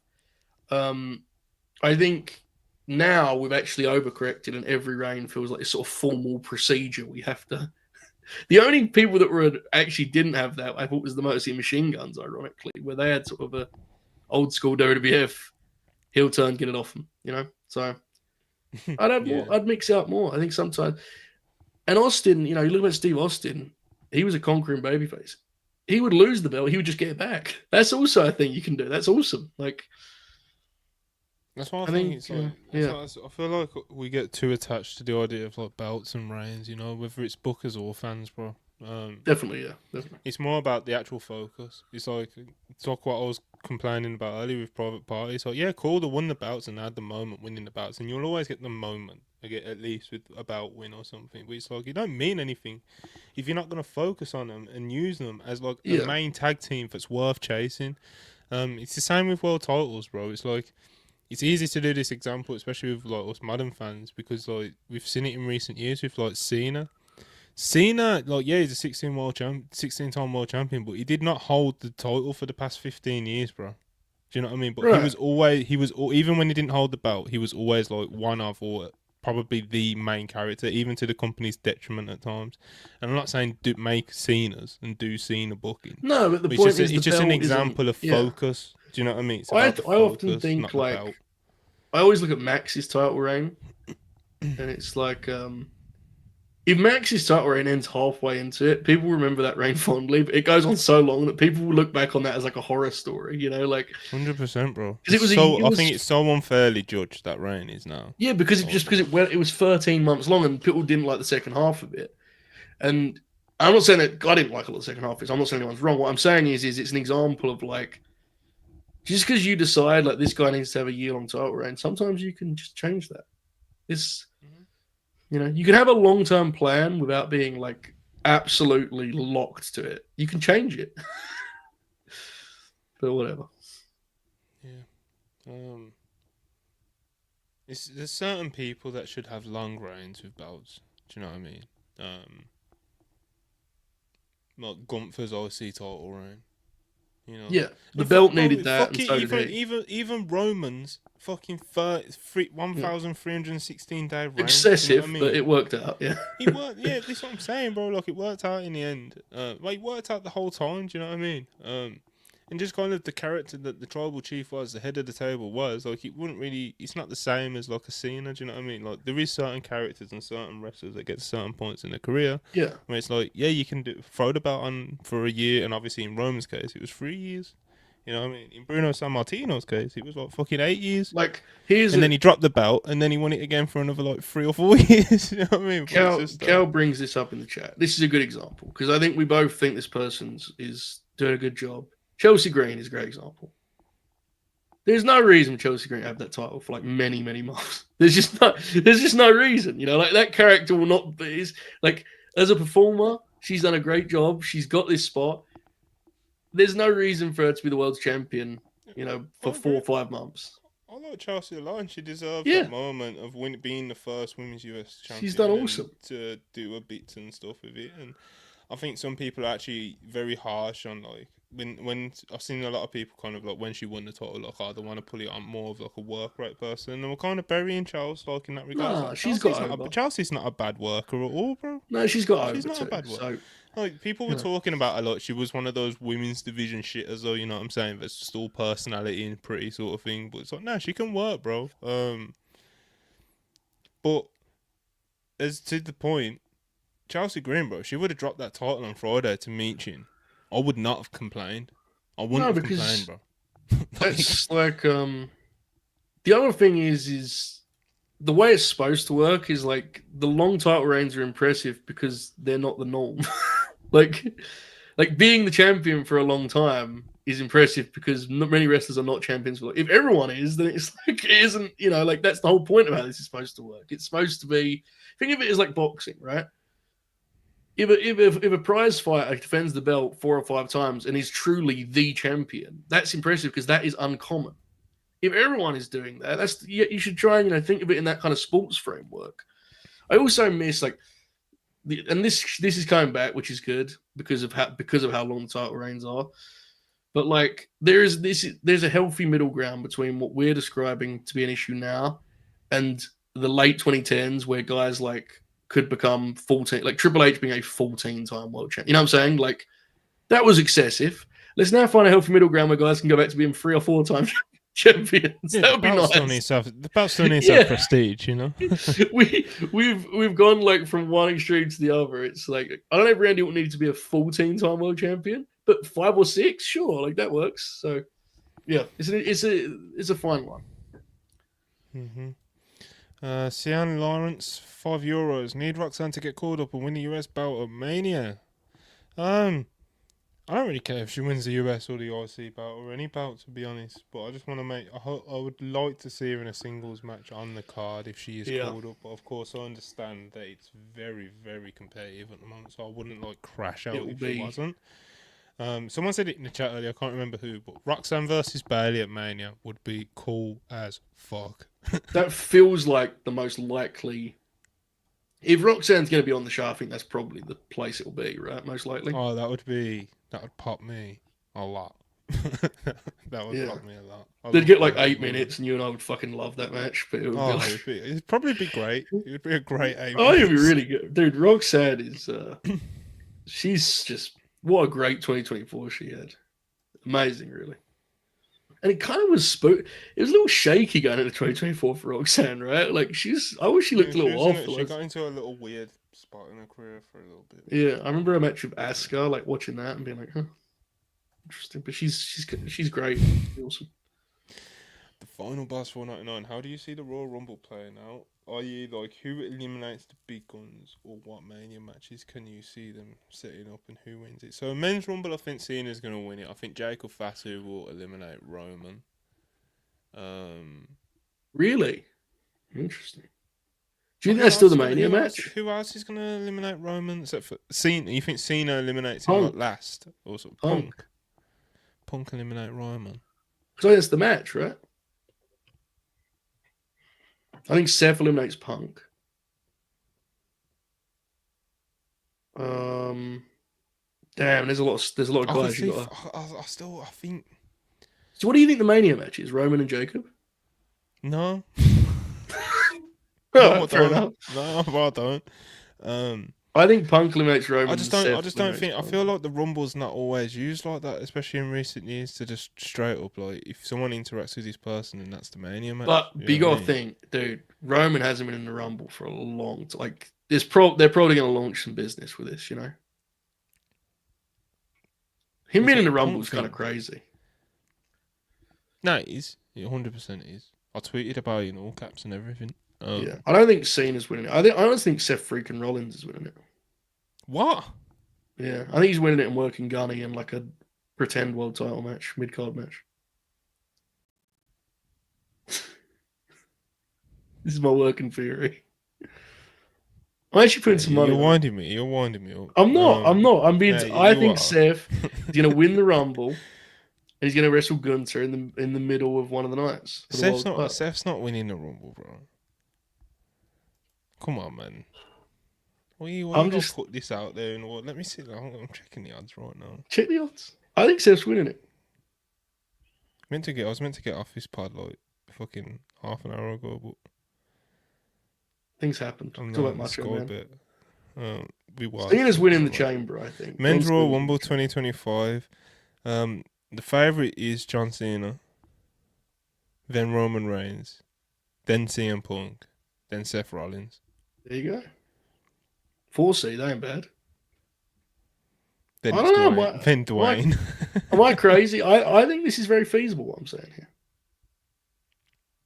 Because John's going to work the chamber. He's going to win the chamber. Punk and Roman's non-title. Think about it. Ponder it. I want to say here, aren't I? I think he's winning it. I'm telling you. You got to get, like, look, from a booking point of view, that kind of solves some different problems. Because Seth can throw Punk, which gives Seth like a win there without actually having to ask Punk to do, you know. I wrote down a match that I wanted Gunther to wrestle. Yeah. I'm pretty sure it weren't Seth. Mark Briscoe. Logan Paul. And the Seth match does make a lot of sense. It's just, I just don't want Seth to win the Rumble to get it. I'd rather Seth win the chamber. But Seth needs the Rumble wins. Cena doesn't. He can win the chamber. And Cena can do a whole promo about fouling in the Rumble. Think about it, Monty. The story never ends, remember? Anyway. That's the maddest you've been in the whole show, was this Seth Rollins news. Sinking in, but Seth really won't be about to win. Yeah, because as soon as I explained it to you, you were like, it kind of made sense to you, which is very funny. I think the kid's right. I think who does he eliminate? Who does he eliminate last? Punk, bro. That's his happy ending. Because that gives you a happy ending without having to ask Punk to do the job.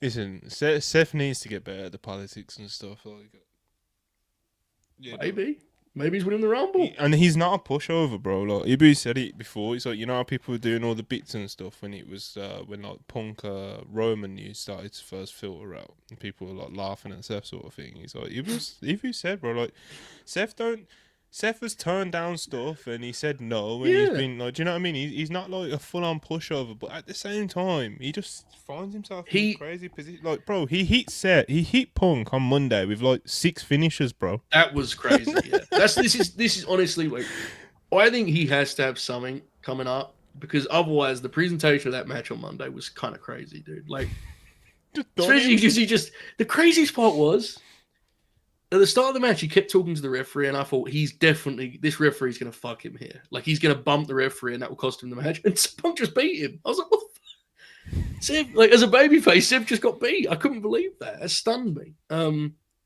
He has to have something coming up. I think he's going to win that. And I don't think he's going to beat Gunther at Mania. But I think that match will be good, right? And That what's should the be good. like? My thing, yeah. Yeah. So if that's who Gunther's gonna, like, I'd rather watch Gunther wrestle Goldberg, bro. Fuck it. Like, I'd rather watch Gunther retire Goldberg than wrestle Seth, and he just beats Seth, and it just doesn't really mean anything for anyone. It's just so we can give Seth the stat of winning the Rumble on his fucking resume. Fuck that. Just fucking give me Bill. Wow. All right. Give me fucking Bill Gunny, mate. You know. Do you think you would be, if we polled the WWE universe, quote unquote, do you think your opinion would be the majority? I'd love to know. The masses. Would they go Bill or Seth? Of course it wouldn't. I don't know, The masses don't rate Bill, remember? No, dude. You know, John, who works on cars all day and goes to Raw on occasion, he loves Goldberg, you know? Bill at the bar, he fucking loves Goldberg. I'm talking about the real masses, not the observers, you know? Like, I'm talking... Yeah, someone says in the chat, Gunther versus Bill. He's going to be at a Saudi event, to be honest. Beast. Need it. I don't know, man. Let's do that on Saturday. It will be really cool for Gunther, I can't lie. Retiring the big man, you know? Dude, we need some bullshit on that Saturday night's main event next time.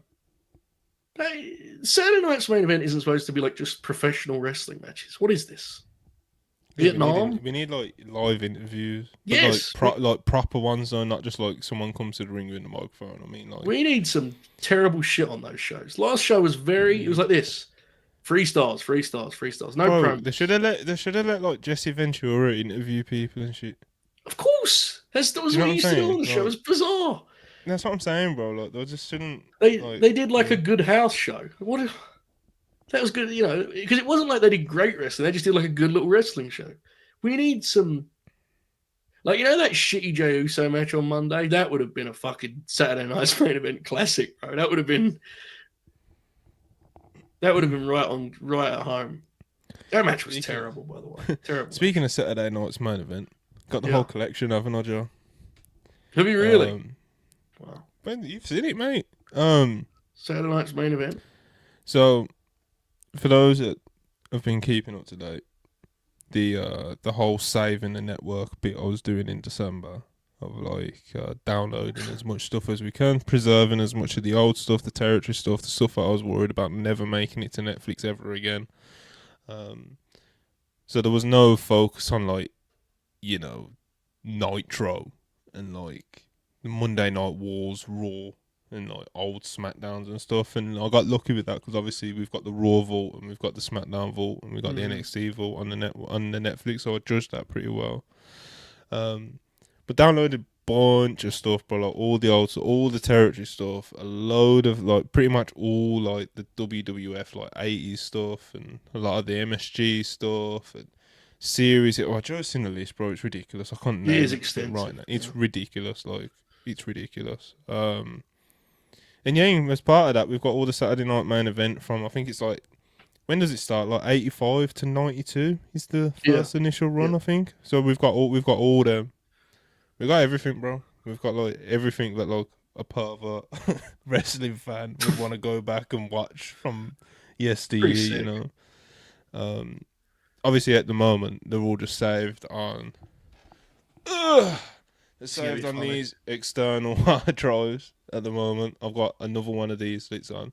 Obviously, ideally, I'd like to upload it to like a cloud, like a Google Drive or something like that. But it's just figuring out how do we do that, because of course, the amount of space we'd need would cost quite a bit of money.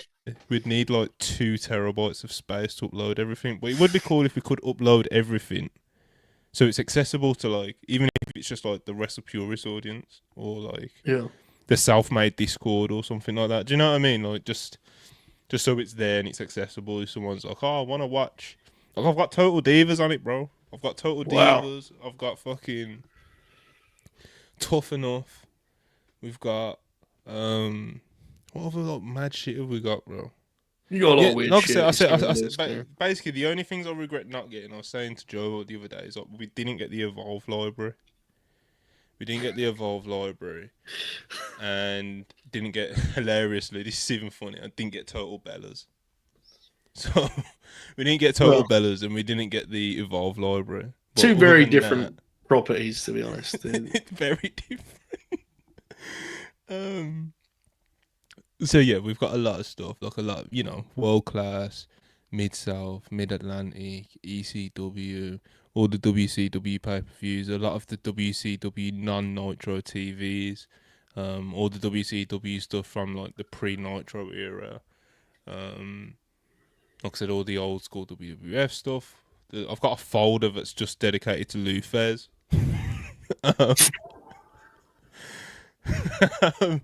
We've got all the like the dark matches and all like the NXT and the OVW and the FCW matches and all that sort of stuff on there as well.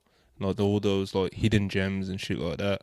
So yeah, I'm just trying to figure out where to like upload it to, or to figure out how we're gonna get it accessible, at least to like you guys or something. Do you know what I mean? So if anyone's got any ideas, hit me up, because at the moment it's very much just like for me. For me and a couple of my friends, sick. So it would be cool if we could kind of like at least make it accessible, even if it is just to our little circle, because obviously we couldn't like fully put it out there. Do you know what I mean? Because charge people for it, like that's definitely not legal. But it'd be nice if we could at least know that like our main audience kind of still has access to all this shit, because we spoke about it like at the end of last year, bro. Like, it's a shame that how like all that shit's just gone now. Well, it's not gone because I fucking saved it all. Do you know what I mean? But like all that shit for 99% of people, like it's gone, bro. Like you want to go watch Mid South or World Cup. It's like these aren't things that are very especially to watch the whole TV library. Like you can't just YouTube the whole TV library, bro. Do you know what I mean? No. The big shows, obviously, you can. Do you know what I mean? And like I already said, like I wasn't worried about like Nitro and shit, because it's like they are. You can find them, you know what I mean? Like you can find the whole Nitro library somewhere on the internet, you can find 1998 Raw pretty easily. Like you can find these things pretty easy, but if you want to be like, oh, I want to learn a bit about Bruno Sammartino or something, so how can one do that, Joe? Well, I guess we're about to find out. Someone's gonna. I don't know if someone made it this deep in the show and they're like, "Oh, I have good tips for this," then they are beast. Oh yeah, definitely. Like someone's 342 in and they went, I know exactly what to do with this, Monty. I'll DM you immediately. That's pretty awesome. If you're this deep, you're a bit of an animal, dude. The show's quite long. We've had a strong viewership throughout. We've Really? got one last super chat and we're actually gonna wrap it up though. Maybe. The final boss, we're not. Final boss, 199. Seth is commentating Punk versus Roman. Cena for the Rumble. Listen, man, if the final boss is saying that's what he's doing, then that's what he's doing, bro. Yeah. Oh, should I like Seth Rollins again? Remember when I did that one? You got really mad at me that bit. I try to throw out there. It's still proper. Like it still disgusts me, to be fair, mate. A lot of people feel that was like the worst moment in worldwide history. And even when it's when I knew like things had to change. It was over. It was when I was so short on worthwhile bits. You ganged up on me, man. It was. I know it was terrible. Bro. I regret it, dude. Like I look back on it like a sort of rough night out. Like we were we had nothing left. We've been on the road and we both just go. We like Seth Rollins now, and you just like fucking. What is this? What have we stood for on this show? Like what? Oh, sad. I'm not a fan, mate. I don't think he's like ass or anything. Like I try and ground my dislike for him in some form of reality. Like I get, like it's Seth Rollins, bro. Do you know what I mean? But it's pretty sick when he kneed Punk in the face. That was pretty awesome. It's like the coolest thing he's ever done. Really. It was like Loki-esque. Do you remember when he threw Loki's kick and Loki was like very mad about it on Twitter and called him like a pussy? That was fucking awesome. They should fight. Maybe not. I was going to say, well, wait a minute. All right, people, let's actually wrap this up now. actually gonna wrap it up. Yeah. Obviously we got Worldwide tomorrow. That'll be me, Ibu, and Anna. I think she'll be back again. Don't know what we're gonna talk about though. Low key. Of course, Battle in the Valley happened this weekend. Ibu's already expressed that he did not see anything that gave nothing really excited him this week from the wrestling that he watched. So I don't know what we're even going to talk about, man. Ibu will send me the list of topics tomorrow, and you'll see it in the tweet, people. So, and as for this, I'm not sure when we'll be back, but we will be back at some point next week. Dude, don't know what day, don't know what time. If you guys ain't got shit to talk about tomorrow, you may see a fucking double dip here. I might roll in. I might die attack. I might hijack the show. Last week, apparently that did very well. Ibu told me the pod about nothing. Oh yeah, the part about nothing did very well. So I need to find dates where you guys don't have to talk about, like review a show, you know? Bro, I don't like doing full-on reviews anyway. It's just that, like, I give Ibu the pen. I give Ibu the pen as booker for Worldwide, yeah. Yeah. And I thought that would mean it would become more of like a super loose podcast. You get? Nah, he's very formal. Whereas he's very much like he's still aggressive. wants to be like, oh, I seen this weekend. This is what I thought about it. Then like he'll just throw you the ball like, oh, what did you think? And I'm just I don't like him very much. Oh, I think if you've watched this show, I'd imagine the thing you would like least in the world is for me to be on Worldwide tomorrow and we do more of what we did earlier, the three of us, but with Anna. Just like, what is wrong with these guys? Asking Anna about Arne Anderson. Yeah, like if you've watched this, the idea that you would like hear me say what I said a moment ago and be like, that sounds interesting. Like, there's no way, right? But I don't know. I'll talk to Booker Ibu, and I'm sure he's got some whole shit up his sleeve. You know, he's probably gonna want you guys to review Collision or something. Apparently, whilst we've been live, the timeline's been kicking the absolute shit out of Tony Khan. So yeah, everyone's messaging like the timeline's crazy, and all I'm thinking is I'm so glad we're talking about Macho Man Randy Savage. Yeah, I noticed it a couple of hours ago. Then I glanced at my phone and I seen one of the tweets from the Fortune 4 guys like, "Yo, the hog tying Tony Khan on the timeline right now." Can I just say that every time I read a tweet that includes the word hog tie, I laugh out loud because it's one of those things that, like, if you were talking to someone, like, they read your timeline and they saw their hog tying Tony Khan, and they're like, what's happening? Basically, they're mad about the Chris Jericho match. I'm just popping at the chat. Someone said, I'm assuming for tomorrow on Worldwide, like, you should do the whole list of greatest wrestler ever. 3-hour show, just like this one, but it's just all that. All right. People say this is absolutely a Wrestle thing with the hog time. Bro, that's a self-made Fortune 4 thing, the hog time stuff is. I can't take credit for that, you know? I can't take creative credit for that one. That and decocked. Decocked is crazy. Another one that every time it appears on my timeline, I laugh out loud.